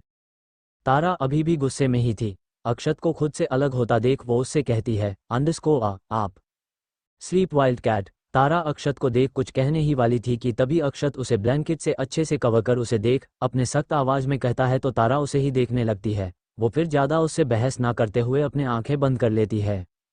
वही अक्षत उसे ही बिना भाव के देखते हुए उसके गाल सहला रहा था लेकिन हर बीतते वक्त के साथ उसका चेहरा सख्त हो रहा था। अक्षत फिर उसे देखते हुए कहता है, अंडस्को तुमने मुझसे दूर जाने की कोशिश कर बहुत गलत कर दी, तो तुम्हें सजा तो मिलनी ही थी ना वाइल्ड कैट। उद्धरण चिन्ह। अक्षत थोड़ी देर बाद उसके माथे पे किस कर वहां से उठकर स्टडी रूम चला जाता है। स्टडी रूम में पहले ही शिशिर अक्षत का वेट कर रहा था। वो अक्षत को आता देख उसे ग्रीट करते हुए उससे कहता है, अंडस्को बॉस, खबर मिली है कि उन पांचों को शक हो रहा है कि डील कैंसिल होने में आपका और देविका जिंदल की हाथ है। शिशिर की बात सुनकर अक्षत तिरछी स्माइल करते हुए अपने हेड चेयर पे बैठकर उसे देखकर अपने दमादार आवाज में कहता है, अंडस्को हम शक तो उन्हें होना ही था शिशिर, वो शक तभी कर रहे हैं जो अक्षत उन्हें करने का मौका दे रहा है। अक्षत की बात सुनकर शिशिर हाँ में अपना सर हिलाकर उससे कहता है, अंडस्को विहान जिंदल को हॉस्पिटल ले गया है और आपके डैड CH16 पागल और सन की। अक्षत की बात सुनकर शिशिर हाँ में अपना सर हिलाकर उससे कहता है, अंडस्को विहान जिंदल को हॉस्पिटल ले गया है और आपके डैड बी प्रोफेशनल डामिड। शिशिर के मुंह से डैड नाम सुनकर अक्षत का चेहरा गुस्से से भर जाता है। वो उस पर गुस्से से चिल्लाते हुए कहता है तो शिशिर डरते हुए उससे कहता है, अंडस्को बॉस, अजय जिंदल और विहान के माँ बाप भी हॉस्पिटल में है लेकिन वो तीनों आपसे मिलना चाहते हैं। शिशिर की बात सुनकर अक्षत अपना सर हेड चेयर को टीका कर उसे देखते हुए कहता है, अंडस्को जॉनी की कुछ खबर? नो ऊपरटीज बॉस, वो गायब है। अक्षत की बात सुनकर शिशिर उससे कहता है तो अक्षत एक टक सीलिंग को घूरते हुए उससे कहता है, अंडस्को वो गायब नहीं है शिशिर। वो इस वक्त वही है जहां मैंने उसकी बर्बादी की प्लान को अंजाम दिया था। हॉस्पिटल में अजय, अनिल और देविका एक टक ICU वार्ड के बाहर खड़े थे क्योंकि इस वक्त विहान का हालत बहुत खराब हुआ था। वो बचेगा या नहीं ये बताना भी मुश्किल हो रहा था। देविका अजय को गुस्से से घूरते हुए कहती है, अंडस्को ये सब उस ऑफिसर के वजह से हो रही है, उसके वजह से ही तुम्हारा बेटा अक्षत एकदम पागल बन गया है। उद्धरण चिन्ह। देविका फिर अपने बात को बीच में ही रोककर अजय और अनिल को देखते हुए फिर से कहती है, अंडस्को कहीं ना कहीं इस डील कैंसिल होने में अक्षत और उस ऑफिसर का हाथ भी होगा। उद्धरण चिन्ह।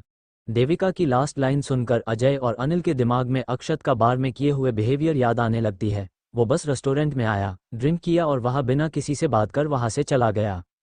ये बात उन्हें कब से खटक रही थी, क्योंकि बिना कुछ करे चुप बैठने वालों में से अक्षत नहीं है, ये बात वो लोग अच्छे से जानते थे। अक्षत के विला, अक्षत का रूम। अक्षत एकटक तारा को बिना भाव के देख रहा था, जो इस वक्त सोई थी लेकिन वो अब कांप रही थी और उसका पूरा चेहरा पीला पड़ चुका था। ये इसीलिए हुआ था क्योंकि अक्षत ने उसे पूरा आधा घंटा बर्फ जैसे ठंडे पानी में खड़ा रखा था, जिस वजह से उसकी अब हालात खराब हो रही थी। अक्षत रूम का एस बड़ी ही अच्छे से सेट कर उसके बाजू में बैठकर उसे घूरते हुए अपने दांत पीसते हुए कहता है, अंडस को क्यों क्यों ओ वाइफी, तुम मुझे इतना गुस्सा क्यों दिलाती हो जिससे मुझे तुम्हें हट करना पड़ता है। उद्धरण चिन्ह। अक्षत फिर उसके चेहरे के करीब झुककर अपने होंठ से उसके चेहरे को चूमते हुए बेहद जुनूनियत से कहता है, अंडस को हम तुम्हारी इस बिगड़ी हुई हालत की वजह में ही हूँ, आई लाइक इट, और अब तुम ठीक भी मेरी वजह से ही होगी, just because of me, wild cat. वही तारा कांप रही थी, वो गहरी नींद में नहीं थी। अक्षत के होंठ अपने चेहरे पे और उसकी बुदबुदाने से वो धीरे से आंखें खोलकर उसे देखती है। उसकी आंखें इस वक्त ज्यादा ही लाल हो गई थी। वो अक्षत को देख खुद से दूर करने का नाकाम कोशिश करते हुए धीरे से कहती है, अंडस को अक्षत आप दूर हटिए, मुझे मेरी हालत ठीक नहीं लग रही है। उद्धरण चिन्ह। तारा के खुद से दूर करने से भी अक्षत उससे दूर ना होते हुए उसकी कांपती होंठों को देखते हुए कहता है, अंडस को तुम्हारी हालत बिगड़ गई है वाइफी, वो भी मेरी वजह से, लेकिन अफसोस गलती तुम्हारी थी। ना तुम मुझसे दूर जाने की कोशिश करती और ना मैं तुम्हें पनिशमेंट देता, वैसे मेरे हिसाब से तुम्हारी गलती के लिए ये पनिशमेंट कुछ नहीं था। तारा उसे ही देख रही थी। तारा उसे देख गुस्से से अपने दांत पीसते हुए कहती है, अंडस को तो मुझे मार ही देते। आइडिया अच्छा है, लेकिन इसके लिए अभी टाइम है। तारा की बात सुनकर अक्षत उसकी होंठों को अपने दांत के बीच में दबाकर किस कर फिर उसे देखते हुए कहता है, तो तारा उसे ही लाचारी से देखने लगती है। वो इस वक्त बीमार थी, उसमें बहस करने की भी ताकत नहीं था, ऊपर से अक्षत का बिहेवियर उसे और इरिटेट कर रही थी। तारा फिर रोनी सूरत बनाकर अक्षत से बोली, अंडस को मेरे पास आपसे बहस करने का एनर्जी नहीं है, आप प्लीज मुझे तंग मत कीजिए। तुम्हें लगता है मैं तुम्हारी बात मानूंगा? तारा की बात सुनकर अक्षत टेढ़ी स्माइल करते हुए उससे कहता है, तो तारा उसे ही थोड़ी देर तक देखती है। उसे अपने दिल में अजीब सा दर्द हो रहा था क्योंकि अक्षत को उसकी हालत से कोई फर्क ही नहीं पड़ रहा था। तारा फिर अपना चेहरा उससे फेर लेती है तो अक्षत उसे ही देखते उससे अलग होकर कहता है, अंडस को चलो उठकर बैठो। अक्षत की बात सुनकर तारा का दिल कर रहा था वो अक्षत का खून कर दे। वो इस वक्त ठंड से कांप रही थी, ऐसे में उससे उठा जाना बिल्कुल नहीं होने वाला था। वो अक्षत से कुछ कहती उससे पहले ही अक्षत उसे खुद ही उठाकर बैठा देता है। तारा उसे कुन्नस भरी नजरों से देखती है। जैसे ही कुछ कहने वाली होती कि तभी अक्षत उसके मुंह में एक दवाई रखकर उसे पानी देते हुए कहता है, ड्रिंक इट। उद्धरण चिन्ह। अक्षत के इस एक्शन से तारा उसे ही हैरानी से देखने लगती है। वही अक्षत उसे कुछ भी रिएक्ट ना करता देख खुद ही उसे वाइन पिलाते हुए उसके आंखों में देखने लगता है। अक्षत फिर ग्लास को साइड में रखकर वही रखे हुए एक सूफ का बाउल उठाते हुए उससे कहता है, अंडस को चलो इसे पिलो, इसके बाद तुम्हें एक और दवा खाना है। अक्षत के बात सुनकर तारा उसे ही देखने लगती है। वही अक्षत स्पून में सूप लेकर उसे पिलाने उसके मुंह तक ले जाता है, लेकिन तारा बिना कुछ रिएक्ट किए एकटक अक्षत को देख रही थी।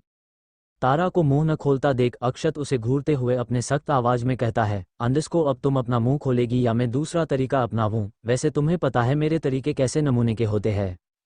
अक्षत के बात सुनकर तारा अपना मुंह खोल देती है तो अक्षत उसे ही देखते हुए सूप पिलाने लगता है। वही तारा उसे देख मुंह बनाते हुए कहती है, अंडस को मुझे अच्छे से पता है आपके तरीके कैसे नमूने होते हैं।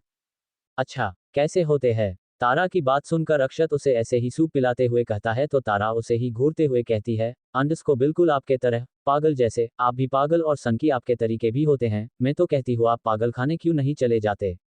उद्धरण चिन्ह। तारा की बात सुनकर अक्षत उसे ही अपनी आंखें छोटी कर देखने लगता है।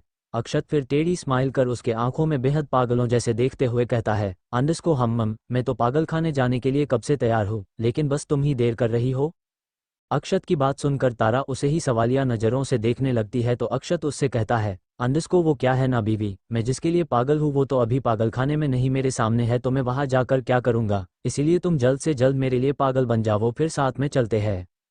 अक्षत का बात सुनकर तारा का मुंह बन जाता है। तारा अक्षत को घूरते हुए कहती है, अंडस को पागल, वो भी आपके लिए, ये कभी नहीं होगा। होगा, अगर नहीं हुआ तो मैं होने पे मजबूर करूंगा और हो जाएगा। तारा की बात सुनकर अक्षत उसके आंखों में देखते हुए सख्ती से मगर धीरे से कहता है तो तारा उसे ही देखने लगती है। अक्षत का ऑरा इस वक्त अजीब दिखाई दे रहा था। वो इस वक्त गुस्से में है या नहीं ये बोलना मुश्किल था। उसके बोलने के अंदाज तारा के रूह को कांपने के लिए मजबूर कर रहा था। तारा फिर अक्षत से अपने नजरें हटाकर चुप हो जाती है। उससे बहस करना ही बेमतलब था। आगे वही होने वाला था जो अक्षत चाहता था, और अक्षत क्या चाहता है ये बस वही जनता था। ये अक्षत का बेहद कॉम्प्लिकेट नेचर था जिससे तारा को लेकर पूरा जिंदल परिवार ही तंग आ चुका था। इंडिया में लूथरा विला। वंश एकटक अपने सामने बैठे हुए विकास को देख रहा था, जो इस वक्त अपने लैपटॉप में काम कर रहा था। कीबोर्ड में उसकी उंगलियां लगातार चल रही थी। वंश के मन में इस वक्त तारा के ख्याल चल रहे थे। अक्षत तारा को क्यों अपने साथ मलेशिया लेके गया ये बात उसे जानना था, लेकिन वो विकास को पूछने से डर रहा था, क्योंकि उसका बाप थोड़ा बहुत अक्षत जैसा ही सनकी था। वंश धीरे से हकलाते हुए उससे कहता है, अंडरस्कोर डैड, हम। वंश की बात सुनकर विकास उसे बिना देख कर कहता है तो वंश उससे कहता है, अंडरस्कोर दी और जीजू कब आ रहे हैं, और जीजू दी को मलेशिया क्यों ले गए, और मुझे नहीं लगता कि जीजू दी को वहाँ हनीमून मनाने गए होंगे। वंश की बात सुनकर विकास एकटक उसे ही अपने आंखें छोटी कर घूरने लगते हैं। मलेशिया रात का वक्त, अक्षत के विला में। अक्षत इस वक्त तारा को अपने बाहों में लेकर लेटा हुआ था। वो मोबाइल में इस वक्त कुछ कर रहा था।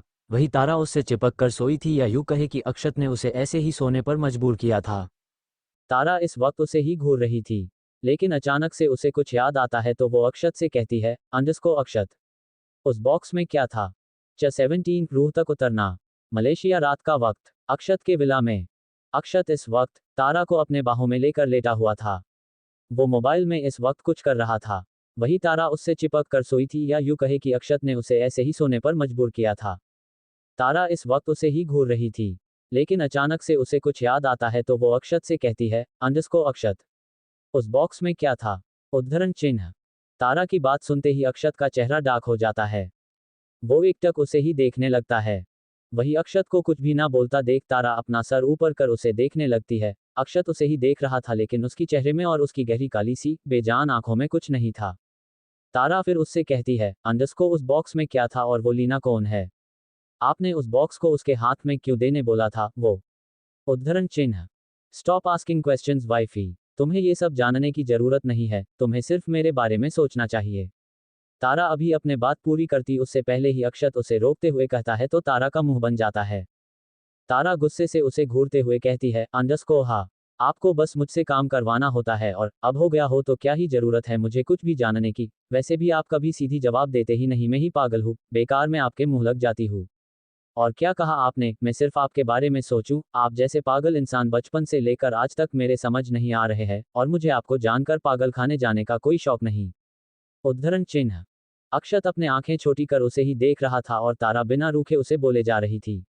अक्षत फिर उसके बेहद करीब जाकर उसकी आंखों में देखते हुए अपने दांत पीसते हुए कहता है, just shut up wild cat. उद्धरण चिन्ह। तारा चुप होकर उसे ही देखने लगती है। वह फिर उससे अलग होकर साइड में जाकर सो जाती है। उसे अक्षत से बहस ही नहीं करना था। एक तरह से उसके दिल में अक्षत के लिए कोई इमोशन था ही नहीं, अगर है भी तो वो सिर्फ डर का था, क्योंकि अक्षत कभी भी कहीं भी अपने पागल वाले हरकत चालू कर देता था। अक्षत उसे ही देख रहा था। वो फिर अपने बियर्ड में हाथ फेरते हुए अपने मन में कहता है, अंडरस्कोर मैंने आज जो भी किया उन सब की वजह तुम ही हो वाइफी। लेकिन अफसोस तुम्हें कभी भी ये पता नहीं चलेगा, तुम बस वही करोगी जो ये अक्षत चाहेगा, तुम्हें सिर्फ मेरे बनाए हुए दायरे में ही रहना होगा। उद्धरण चिन्ह। अक्षत फिर अपने फोन में कुछ कर उसे साइड में रखकर तारा के करीब जाता है। वो अब तक सो गई थी। अक्षत फिर उसके माथे पे हाथ रखकर फीवर चेक करता है। वो अब तक पूरी तरह ठीक हो चुकी थी। अक्षत फिर तारा के माथे पे हल्के से किस कर उसे अपने बाहों में लेकर सो जाता है। यह अक्षत लगभग बहुत लोगों की नींद छीन कर आराम से सो गया, लेकिन अक्षत के करनी से जिनके साथ जो हुआ था उनके आंखों में कतरा कतरा भी नींद नहीं थी। जॉनी के विला में। जॉनी अपने विला में इतना तोड़फोड़ कर रहा था कि विला एकदम कबाड़ बना गया था, और वो अब किसी हारे हुए इंसान के तरह बैठा हुआ था, क्योंकि उसे उसकी असिस्टेंट से पता चल गया था कि जिस टाइम में उस बट्टू गुफा में ब्लास्ट होने वाली थी, उसी टाइम का ठीक 15 मिनट का सीन को सीसीटीवी फुटेज में छेड़खानी की गई है, जिस वजह से उसके साथ ये सब किसने किया ये पता करना मुश्किल हो रहा था। जॉनी को अब इतना तो पता चल गया था कि जिसने भी किया है वो कच्चा खिलाड़ी बिल्कुल नहीं है। जॉनी फिर किसी को कॉल करता है, और दूसरे तरफ से कॉल रिसीव करने पर उससे कहता है, अंडरस्कोर मेरे जितने भी दुश्मन हैं उनकी एक मंथ का शेड्यूल और उनकी काम और वो लोग अब कहाँ है, इन सब के बारे में सारे डिटेल्स मुझे चाहिए। उद्धरण चिन्ह। जॉनी फोन काट कर कुछ सोचने लगता है। उसके साथ आज जो हुआ कुछ भी था वो उसे लेकर ही डूब गया था। हॉस्पिटल। अजय अनिल और देविका को संभाल रहे थे, क्योंकि डॉक्टर से उन्हें खबर मिली थी कि विहान का कंडीशन ज्यादा ही खराब है और फिलहाल वो कुछ कह नहीं सकते। देविका रोते हुए अनिल और अजय को गुस्से से कहती है, अंडस्को अगर मेरे बेटे को कुछ भी हुआ तो मैं अक्षत और उस ऑफिसर को कहीं का भी नहीं छोड़ूंगी। उद्धरण चिन्ह। देविका की बात सुनकर अनिल उसे संभालने लगता है, वही अजय उसे देख अपने मन में कहता है, अंडस्को हम जब देखो तब मेरे बेटे को वो कर दूंगी ये कर दूंगी कहती फिरती है, इसके करने से पहले ही मेरा पागल बेटा बाजी मारकर चला गया होता है। वो कहते हैं ना Akshat rock Devika shock, it's so disgusting. उद्धरण चिन्ह। वही थोड़ी देर में डॉक्टर बाहर आ जाता है तो देविका उनके पास जाकर कुछ कहती उससे पहले ही डॉक्टर उसे शांत कराते हुए कहता है, अंडस्को डोंट वरी, पेशेंट अब खतरे से बाहर है, उन्हें सुबह तक होश आ जाएगा। उद्धरण चिन्ह। डॉक्टर इतना बोलकर वहां से चला जाता है। वही अनिल, अजय और देविका दोनों को देखते हुए कहता है, अंडस्को अब बस हमें अक्षत को विहान से दूर रखना होगा। अक्षत को नहीं, विहान को अक्षत से दूर रखना होगा, क्योंकि अक्षत को हैंडल करना किसी के हाथ में नहीं है। अनिल अभी अपनी बात पूरा करता उससे पहले ही अजय उन दोनों को कहकर बिना उनकी बात सुने वहां से चला जाता है। सुबह का वक्त, अक्षत का विला। अक्षत एक टक तारा के बालों में अपने उंगलियां उलझाकर सोई हुई तारा का मासूम सा चेहरा देख रहा था। उसके बेदाग सा चेहरा उसके सामने इस वक्त ऐसा था जैसे दुनिया भर की खुशी उसके सामने ही है। लेकिन वो खुशी की भाव अक्षत के एक्सप्रेशन लेस चेहरे में या उसकी गहरी काली आंखों में देखना इम्पॉसिबल था। तारा से जुड़े हुए हर एक हिस्से की वजह बचपन से लेकर वही बनते आया था और आगे भी वही बनने वाला था। तारा की मर्जी हो या ना हो उसे उससे कोई फर्क नहीं पड़ने वाला था। उसका प्यार तारा के लिए बेशुमार था, लेकिन वो इनविजिबल था। उसका प्यार प्यार नहीं, एक पागलपन था। उसका प्यार लोग लत भी कहे, लेकिन उसकी लत बनने की वजह भी तो तारा ही थी। अक्षत का प्यार किसी को नजर नहीं आता, खुद तारा को भी नहीं। वो कंप्लाइटेड इंसान तारा की रूह तक उतरना चाहता था, उसकी हर एक फीलिंग्स की वजह बनकर जीना चाहता था। अक्षत फिर थोड़ा उसके ऊपर झुककर तारा के चेहरे को स्नीफ करते हुए कहता है, अंडस्को वेक अप वाइफी। उद्धरण चिन्ह। तारा को अभी नहीं उठना था। वो करवट बदलने लगी तो अक्षत उसका बाजू पकड़कर अपने तरफ कर उसे घूरते हुए कहता है, अंडस्को क्या कर रही हो तुम। उद्धरण चिन्ह। वही अक्षत के ऐसे करने से तारा की नींद खुली गई थी और वो अक्षत को ही हैरानी से देखने लगी थी। तारा फिर उसकी बात सुनकर उसे घूरते हुए कहती है, अंडस्को आपको दिख नहीं रहा है, मैं सो रही थी और आपने मुझे जगा दिया तो मैं अब जागी हूँ। उद्धरण चिन्ह। तारा को इस तरह चिढ़ता देख अक्षत को बड़ा मजा आ रहा था। वो फिर टेढ़ी स्माइल करते हुए उससे कहता है, हम तुम सो रही थी मैंने देखा, और मैंने तुम्हें जगाया तो तुम जाग गई, ये भी मैंने देखा। उद्धरण चिन्ह।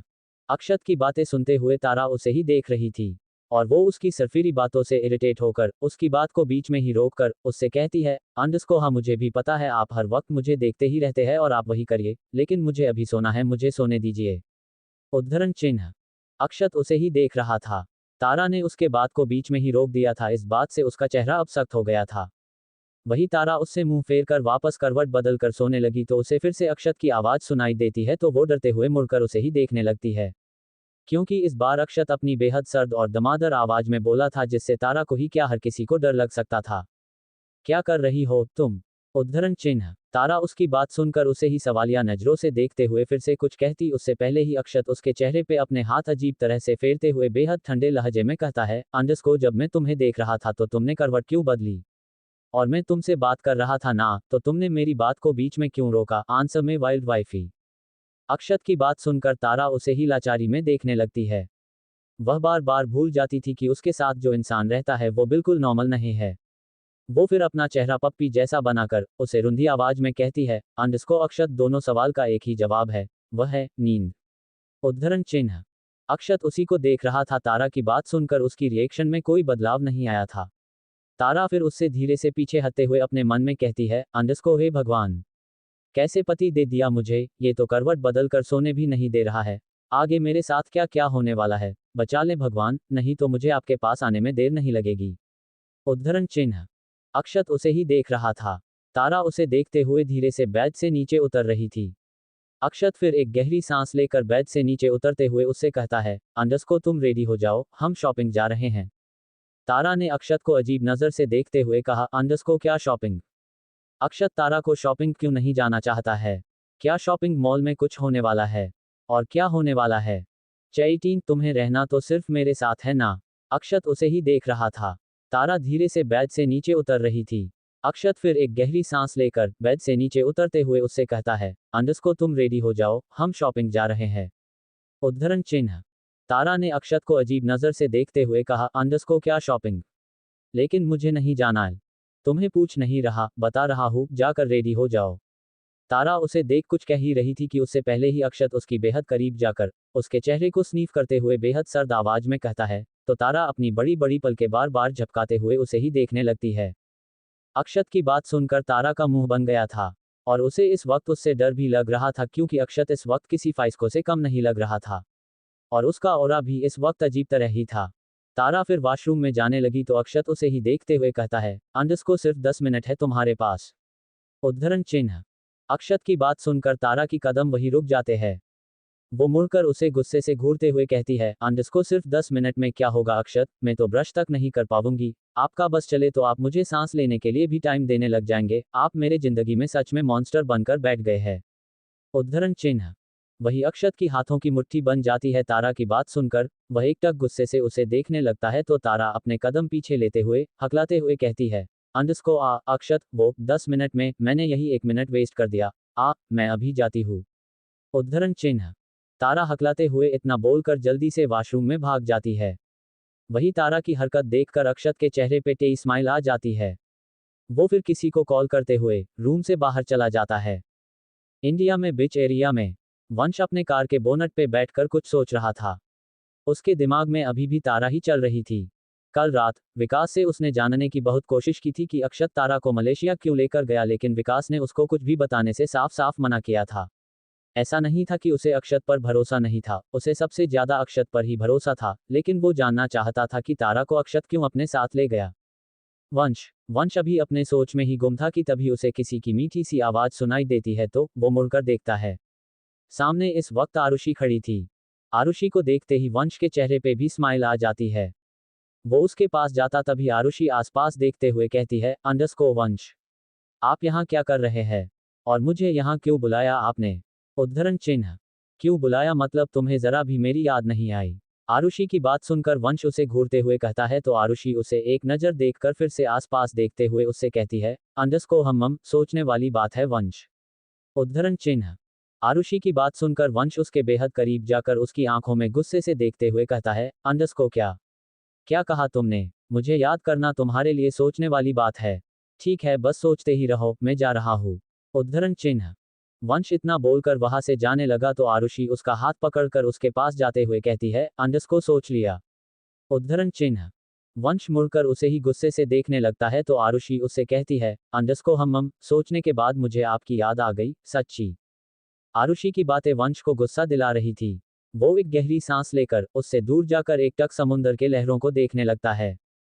वही आरुषि को बड़ा मजा आ रहा था उसे सताने में। वो फिर उसे पीछे से हक करते हुए कहती है, अंडरस्को मैंने आपको बहुत बहुत मिस किया वंश। उद्धरण चिन्ह।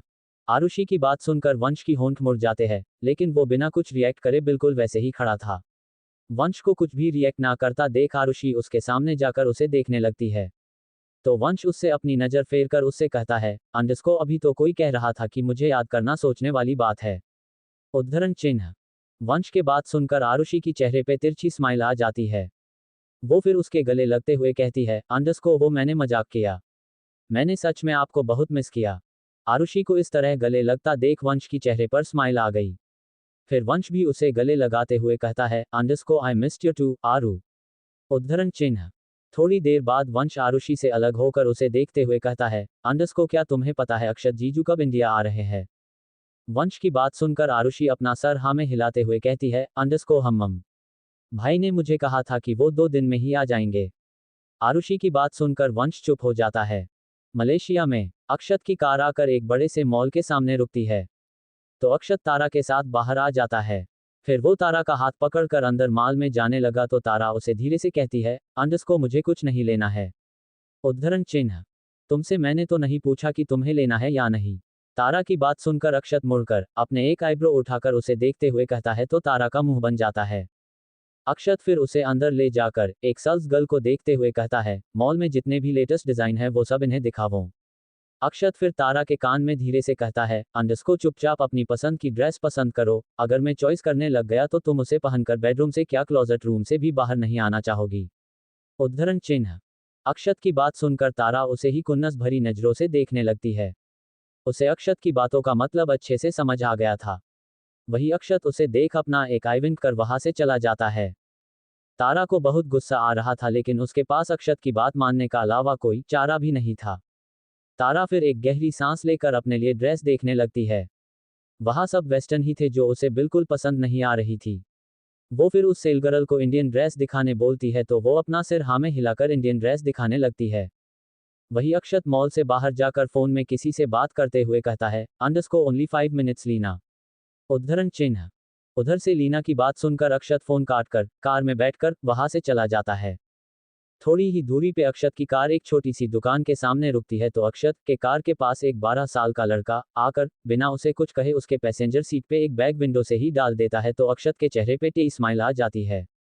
वो फिर वही दूर खड़ी हुई लीना को देखकर थम्स अप कर वहां से चला जाता है। अक्षत की कार फिर आकर एक सुनसान जगह में रुक जाती है। वहां ऑलरेडी शिशिर की कार खड़ी थी। अक्षत की कार को रुकता देख शिशिर अक्षत के पास आकर उसे कुछ फाइल्स देते हुए कहता है, अंडरस्को बॉस, सब रेडी है। उद्धरण चिन्ह।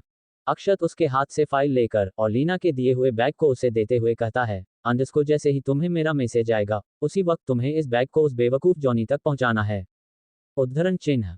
Yes boss. अक्षत की बात सुनकर शिशिर उसके हाथ से बैग लेकर कहता है तो अक्षत वहां से चला जाता है। मॉल में तारा अक्षत को मन में ही जी भर कर कोसते हुए ड्रेस देख रही थी। उसने ऑलमोस्ट बहुत सारे ड्रेसेस ले रखा था। वो अब बोर भी हो गई थी। लेकिन जब तक उसके पास अक्षत आकर ये नहीं कहता कि शॉपिंग हुआ है या नहीं तब तक उसे शॉपिंग करना था। क्योंकि उसे अक्षत के पास जाकर कुछ भी बोलने का मन नहीं था, इसीलिए उसने सोचा था कि उससे बात करने से अच्छा ये ड्रेस ही सेलेक्ट की जाए। थोड़ी ही देर में अक्षत की कार आकर मॉल के सामने रुकती है तो अक्षता मॉल के अंदर चला जाता है। अक्षत फिर तारा के पास जाता है जो इस वक्त एक ब्लू कलर का ड्रेस देख रही थी। अक्षत उसे ही ध्यान से देख रहा था जो बड़े ही बोरियत से ड्रेस को चूज कर रही थी। अक्षत फिर अपना सर नामे हिलाते हुए उसके सेलेक्ट की हुई ड्रेसेस को देखता है, फिर वो उससे कहता है, अंडरस्को तुम्हें देखकर ऐसा लग रहा है जैसे कि तुम्हें और शॉपिंग करने का बिल्कुल मन नहीं है। उद्धरण चिन्ह। जब मैं मॉल के अंदर आई थी तब कौन सा मेरा शॉपिंग करने का मन था जो आप ये सब मुझसे कह रहे हैं। अक्षत की बात सुनकर तारा उसे ही देखते हुए कहती है तो अक्षत उसे ही गुस्से से घूरने लगता है। अक्षत फिर उसे कुछ कहता उससे पहले ही वहां सेलगर्ल आकर तारा को एक ड्रेस को दिखाते हुए कहती है, अंडरस्को माम, आपने दो सेम ड्रेस सेलेक्ट की है, क्या आपको दोनों चाहिए या ये गलती से आ गया। उद्धरण चिन्ह। सेलगर्ल की बात सुनकर अक्षत तारा को ही देखने लगता है। वही तारा सेलगर्ल को कुछ कहती उससे पहले ही अक्षत उस सेलगर्ल से कहता है, अंडरस्को लगता है मैडम का ध्यान कहीं और था, इसलिए गलती से दो सेम ड्रेस सेलेक्ट की है, उसमें से एक हटा दो। उद्धरण चिन्ह। तारा अभी उस ड्रेस को ही देख रही थी। उसने गलती से वो सेलेक्ट नहीं किया था। उसने सच में दो सेम ड्रेस सेलेक्ट किया था। वही अक्षत की नजरें अभी भी उसी पर ही थी। वही तारा अक्षत को देखते हुए कहती है, अंडरस्को नहीं, मुझे दोनों चाहिए, मैंने गलती से सेलेक्ट नहीं किया था। उद्धरण चिन्ह। तारा की बात सुनकर अक्षत और वो सेलगर्ल उसे ही देखने लगते हैं। वही अक्षत उस सेलगर्ल को दोनों पैक करने का बोलकर तारा का हाथ पकड़कर बाहर जाने लगता है तो तारा उससे कहती है, अंडरस्को हम इंडिया कब जा रहे हैं। उद्धरण चिन्ह।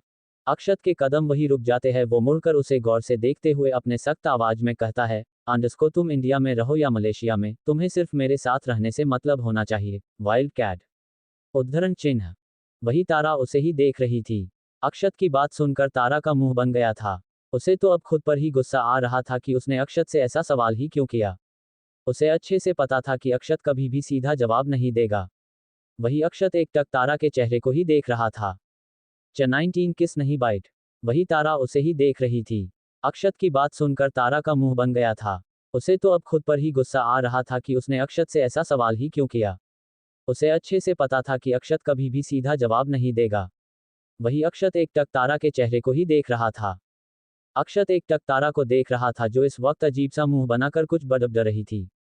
तारा की होंठ लगातार हिलने से अक्षत का कंट्रोल अपने आप ही खोने लगता है। वो फिर उसके बेहद करीब जाकर उसके होंठ के तरफ झुकता है तो तारा एक कदम से पीछे चली जाती है।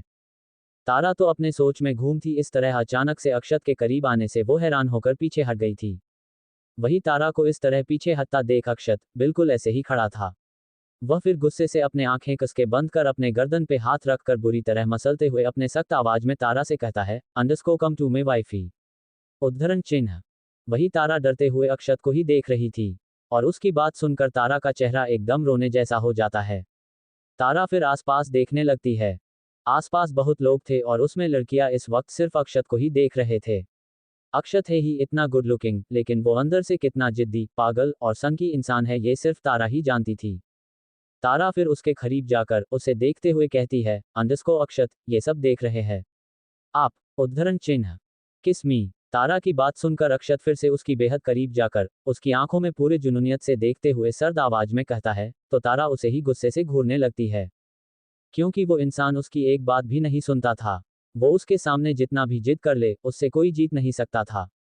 वही तारा पूरी अब फ्रस्ट्रेट में आ चुकी थी। इसीलिए अक्षत के करीब जाकर उसकी कालर पकड़कर अपने तरफ खींचकर उसकी होंठ को अपने मुंह में भर लेती है। वही तारा के ऐसे करने से अक्षत के चेहरे पे सुकून भरी स्माइल आ जाती है। वो तारा को अच्छे से अपने आप से सटाकर उसके किस को फील करने लगता है। तारा का किस बिल्कुल सॉफ्ट नहीं था, उसे देख ऐसा लग रहा था जैसे कि अक्षत का सारा गुस्सा उसकी होंठों पे उतार रही हो। वो किस कम बाइट ज्यादा कर रही थी। वही अक्षत उसे ही देख रहा था। उसकी चेहरे में कोई भाव नहीं था। वही तारा भी उसे ही गुस्से से घूरते हुए किस कर रही थी। वो फिर अपने मन में कहती है, इसको बड़ा शौक है ना आपको मुझसे किस मांगने का, हक करने बोलने का, अपने काम करवाने का, अभी मुझे झेलो। उद्धरण चिन्ह। तारा फिर उसे जोर जोर से बाइट करने लगती है। अक्षत उसे कोई रिस्पॉन्स नहीं दे रहा था। वो बस ऐसे ही खड़ा था। जब तारा को सांस लेने में तकलीफ होने लगी तो वो अक्षत से अलग होकर जोर जोर से सांस लेने लगती है। उसकी होंठों में अब अक्षत की होंठ की खून लगी थी। मतलब साफ था कि तारा ने अक्षत के होंठ को ऐसा बाइट किया था जिससे उसके होंठ में हल्के से खून भी रिस रहा था। तारा एकटक अक्षत को ही देख रही थी, जिसके चेहरे में अब भी कोई भाव नहीं था। अक्षत फिर अपने होंठ में लगी हुई खून को लीक करते हुए उससे कहता है, अंडरस्को हम नॉट बैड वाइल्ड कैट। हम इससे आगे का प्रोसेस अपने कमरे में या फिर बाथरूम में शावर के नीचे करेंगे। अक्षत इतना बोलकर उसे लेकर मॉल से बाहर आ जाता है। मॉल में जितने भी लोग थे वो सब उन्हें देख रहे थे, लेकिन अक्षत को इन सब से क्या ही फर्क पड़ने वाला था। जिन्होंने अक्षत की बात सुनी थी वो सब शर्मा गए थे। वहीं तारा पूरे खुन्नस के साथ अक्षत को घूर रही थी। अक्षत तारा को लेकर कार में बैठकर कार का पार्टीशन ऑन कर ड्राइवर को अपने सख्त आवाज में कहता है, अंडरस्को, जब तक मैं न कहूं तब तक ये कार रुकना नहीं चाहिए। अक्षत की बात सुनकर वो ड्राइवर बिना कुछ कहे गाड़ी स्टार्ट कर देता है। वही तारा हैरानी से अक्षत को देख रही थी, जिसकी नज़र सिर्फ उसकी होंठ पर थी। तारा यही सोच रही थी कि अभी तो इसने कहा कि इससे आगे का प्रोसेस रूम में या बाथरूम में करेगा, इतनी जल्दी अपनी बात से कौन पलटता है भला। अक्षत धीरे से उसके ऊपर झुकने लगा तो तारा उसे खुद से दूर करते हुए हकलाते हुए कहती है, अंडरस्को अक्षत, आप क्या कर रहे हैं? अभी तो आपने कहा कि इससे आगे का प्रोसेस हम रूम में या बाथरूम में करेंगे, फिर आप अभी कार में क्यों करना चाहते हैं? तारा के इस तरह खुद से दूर करने से अक्षत जरा भी हिला तक नहीं था। वो उसके ऊपर लिन होते हुए उससे अपने मैग्नेटिक आवाज में कहता है, अंडरस्को, मेरा मूड चेंज हो गया, now my turn wifey, I want to kiss you. उद्धरण चिन्ह। अक्षत अपनी बात अधूरा छोड़कर उसकी होंठों पे अपने होंठ रखकर अपने बात पूरी करते हुए उसे पहले हल्के से किस करते हुए कहता है, अंडरस्को वेरी बैडली। उद्धरण चिन्ह। अक्षत की बात सुनकर तारा की आंखें हैरानी से बड़ी हो जाती है। दोनों की होंठ मिल चुके थे। अक्षत जैसे जैसे उसे किस करने लगता है वैसे वैसे तारा की आंखें कसके बंद हो रही थी और उसकी हाथ अक्षत के शर्ट में कसती जा रही थी। वही अक्षत अपने आंखें बंद कर उसकी होंठों पे टूट पड़ा था। वो इस वक्त बहुत ही वाइल्ड होकर किस कर रहा था। तारा बहुत मुश्किल से उसे खुद से दूर कर उसे देखते हुए कहती है, अंडरस्को, क्या कर रहे हैं आप? मुझे दर्द हो रहा है आपके वजह से। उद्धरण चिन्ह। तारा की बात सुनकर अक्षत एकटक उसे ही देखने लगता है। तारा ने अभी अपने होंठों को अपने हाथ से ढक लिया था। अक्षत फिर उसकी सिर को अपने सिर से जोड़ते हुए उसकी आंखों में देखते हुए कहता है, अंडरस्को, तुम्हारे साथ जो भी होगा उसकी वजह सिर्फ मैं ही होने वाला हूँ wifey, and I love it. और मैं इस वक्त तुम्हें किस नहीं बाइट कर रहा हूँ, क्योंकि जब मैंने तुम्हें कहा था कि तुम मुझे किस करो तो तुमने किस नहीं बाइट किया था, तो तब मुझे पता चला कि मेरी बीवी को किस नहीं बाइट करना पसंद है, तो मैं भी वही कर रहा हूँ वाइल्ड कैट। उद्धरण चिन्ह। अक्षत की बात सुनकर तारा उसे ही हैरानी से देखने लगती है। मॉल में जो भी उसने किया था वो अब उस पे ही भारी पड़ा रहा था। तारा फिर रोनी सी शक्ल बनाकर अपने पल के नीचे कर धीरे से उससे कहती है, अंडरस्को, आप बहुत बुरे हैं अक्षत, मुझसे बदला ले रहे हैं ना? उद्धरण चिन्ह। अक्षत तारा को ही देख रहा था। वो फिर उसके हाथ हटाकर उसकी होंठों को देखते हुए कहता है, अंडरस्को, हाँ वाइफी, तुम सही सोच रही हो, लेकिन ये बदला बहुत स्वीट वाला है सिर्फ तुम्हारे लिए, क्योंकि अक्षत का बदला किस हद तक होते हैं वो तुम सोच भी नहीं सकती। अक्षत इतना बोलकर उसे वापस से किस करने लगता है, लेकिन वो इस बार बहुत सॉफ्टली किस कर रहा था, जिस वजह से तारा भी शांत हो गई। तारा को अक्षत पर गुस्सा भी आ रहा था, लेकिन वो कुछ कर नहीं सकती थी। उसे तो अब अक्षत को झेलने की आदत पड़ रही थी। यहाँ जब अक्षत तारा के पास नहीं होता था तो गुस्से में ही सही अक्षत को कोसते हुए ही, मगर तारा सिर्फ अक्षत के बारे में ही सोचा करती थी, जिसका ख्याल खुद तारा को भी नहीं था। क्या तारा को अक्षत से प्यार हो रहा है? और अगर ये प्यार है तो ये प्यार किस हद तक जाएगा? च20 मुझे नीचे उतारिए। अक्षत अभी भी तारा को जी भर कर तंग कर रहा था, जिससे वो इरिटेट होते हुए उसे झेल रही थी। उसके पास कोई ऑप्शन भी तो नहीं था। थोड़ी देर बाद अक्षत तारा से अलग होकर उसे देखते हुए अपने ड्राइवर से कहता है, अंडस को एयरपोर्ट ले चलो। उद्धरण चिन्ह। Okay boss. अक्षत के बात सुनकर ड्राइवर इतना कहकर उन दोनों को एयरपोर्ट को ले जाने लगता है। वही अक्षत की बात सुनकर तारा अपने मन में कहती है, अक्षत यहाँ क्यों आया था? उस बॉक्स में क्या था? वो लीना कौन थी? उस गुफा को बॉम्ब से क्यों उड़ाया? वो सब किसका था? मुझे कुछ समझ नहीं आया। मैं बस इसकी कठपुतली बन गई थी। इसने जैसा करने के लिए कहा बस वैसा कर दिया। आज तक इसकी एक बात समझ नहीं पाती हूँ तो इसका प्लान कैसे समझती? हाँ। उद्धरण चिन्ह। तारा फिर खुद को ठीक कर विंडो से बाहर देखने लगती है। उसके दिमाग में इस वक्त बहुत सवाल चल रहे थे, लेकिन उसका जवाब देने के लिए उसके पास कोई नहीं था। अक्षत तो उसे कुछ नहीं बताने वाला था, इसीलिए तारा ने अक्षत से पूछने की भी हिम्मत नहीं की। अक्षत तारा को एक नज़र देखता है जो उससे थोड़ी दूरी पर बैठी हुई थी। ये देख अक्षत की आंखें एकदम से गहरी हो जाती है। वो कसके अपने आंखें बंद कर अपने गर्दन पे हाथ फेरते हुए बेहद सर्द आवाज में कहता है, अंडस को तुम्हें किसने कहा था मुझसे इतना दूर बैठने? उद्धरण चिन्ह। अक्षत की बात सुनकर तारा उसे ही देखने लगती है। वो फिर अक्षत और अपने बीच में बनी दूरी को देखती है। फिर वो ना में अपना सर हिलाकर थोड़ा उसके करीब खिसक कर बैठ जाती है। अक्षत अपने आंखें खोलकर तारा को देखता है, फिर अपने बीच दिख रही दूरी को देखने लगता है। वहां एक और इंसान बीच में आकर बैठ सकता था। तारा अक्षत को ही देख रही थी। धीरे धीरे अक्षत का चेहरा अब गुस्से से लाल हो रहा था।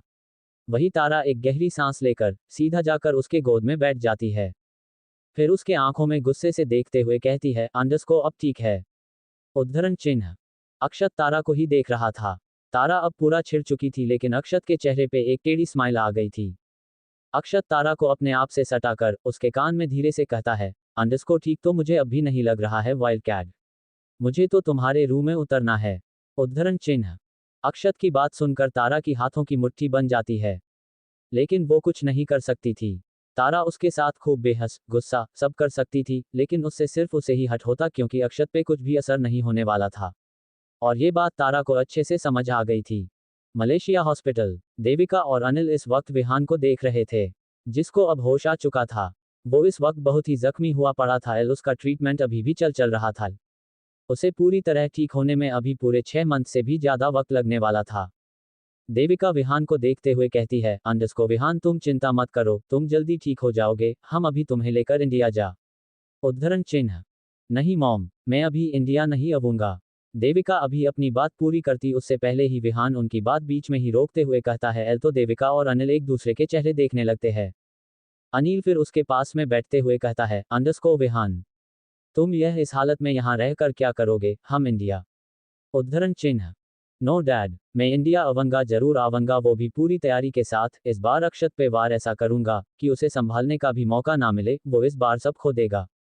अनिल के बात को बीच में ही रोककर विहान कहता है, तो अनिल उसे ही देखने लगता है। अनिल और देविका को भी अक्षत पे गुस्सा आ रहा था। उनके हर काम में वो रुकावट बन गया था। धीरे धीरे उनकी बर्बादी की वजह बनते जा रहा था। भले ही अजय उनके साथ था, लेकिन अक्षत को इससे कोई फर्क नहीं पड़ने वाला था। International airport. अक्षत की कार आकर एयरपोर्ट के सामने रुकती है, तो अक्षत तारा को लेकर कार से बाहर आ जाता है। वही तारा चुपचाप उसके साथ चल रही थी, लेकिन उसके दिमाग में इस वक्त विकास लूथरा चल रहा था। उसकी जिंदगी ने अक्षत नाम की रुख सिर्फ उस इंसान के वजह से ही बदली थी, जो कहने को उसका बाप था। उसी के वजह से ही तारा, जो हमेशा अक्षत से भागने वाली थी, वह आज उसी के साथ एक अनचाही रिश्ते में बांध चुकी थी। अक्षत तारा को लेकर अपने प्राइवेट जेट में बैठकर इंडिया के लिए निकल जाता है। अक्षत का विला। अजय की कार आकर अक्षत के विला के सामने रुकती है। वो फिर गुस्से से कार से उतरकर अंदर जाने लगा, तो उसे वही शिशिर दिखाई देता है।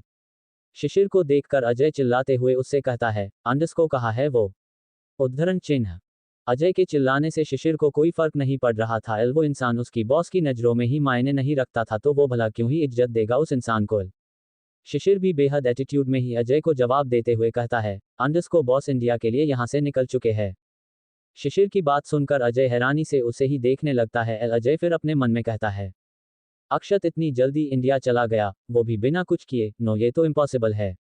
मुझे अच्छे से पता है मेरा बेटा बिना वजह कुछ नहीं करता, मतलब बिना वजह वो मलेशिया बिल्कुल नहीं आया था, और बिना कुछ किए वह वापस भी नहीं जा सकता। कुछ तो है जो हमें समझ नहीं आ रहा है, उसने जरूर कुछ किया है। उद्धरण चिन्ह। अजय यही सोचते हुए शिशिर से कहता है, अंडरस्को वो मलेशिया क्यों आया था? उद्धरण चिन्ह। वो इंडिया जा चुके हैं, इसके अलावा आपको कुछ भी इंफॉर्मेशन नहीं मिलेगी, तो आप यहाँ से जा सकते हैं। अजय के बात सुनकर शिशिर उसे घूरते हुए कहता है, तो अजय उसे ही अपने दांत पीसते हुए देखने लगता है। वही शिशिर विला से बाहर चला जाता है। उसे अक्षत के बताए हुए काम को अंजाम देना था, नहीं तो उसके साथ क्या क्या होगा ये कोई बता नहीं सकता था। शाम का वक्त इंडिया में। अक्षत की कार आकर जिंदल निवास के सामने रुकती है। अक्षत तारा को लेकर कार से बाहर आ जाता है। तारा इस वक्त ज्यादा ही थकी हुई लग रही थी। अक्षत उसे ही देख रहा था। वो उसे अपने गोद में उठाकर अंदर ले जाने लगा तो तारा उससे छूटते हुए कहती है, अंडस को क्या कर रहे आप? मैं चल सकती हूँ अक्षत, आप मुझे नीचे उतारिए। उद्धरण चिन्ह। वही अक्षत चुपचाप उसे अपने गोद में लिए अंदर लेकर चला जाता है। उसे तारा की बातों का कोई असर ही नहीं हुआ। वही तारा उसे ही कुन्नस भरी नजरों से देखने लगती है। हॉल में इस वक्त चारू, आरुषि और प्रीति बैठे हुए थे। बाकी सब तो अभी मलेशिया में ही थे। अक्षत उन तीनों को एक नज़र देखकर अपने कमरे में जाने लगा तो आरुषि आवाज देते हुए कहती है, अंडस को भाई आप आ गए, भाभी को क्या हुआ है? ये ठीक। उद्धरण चिन्ह। आरुषि की आवाज लगाने से अक्षत रुक जाता है। वही तारा अक्षत से कहती है, अंडस को अब तो नीचे उतारिए। उद्धरण चिन्ह। तारा की बात सुनकर अक्षत उसे ही गुस्से से घूरने लगता है तो तारा चुप हो जाती है। वो फिर उससे अपने नजरें हटाकर आरुषि को देखते हुए कहता है, अंडस को तुम्हारी भाभी को कुछ नहीं हुआ है, बस ये थकी हुई है और मैं फ्रेश होकर आता हूँ। उद्धरण चिन्ह। अक्षत की बात सुनकर आरुषि तारा को देखती है जो अक्षत को ही गुस्से से घूर रही थी। आरुषि फिर हाँ में सर हिलाकर वापस चारू के पास चली जाती है। अक्षत फिर तारा को लेकर अपने रूम में चला जाता है। अब क्या करने वाला है विहान जिससे अक्षत अपना सब कुछ खो देगा? To be continued.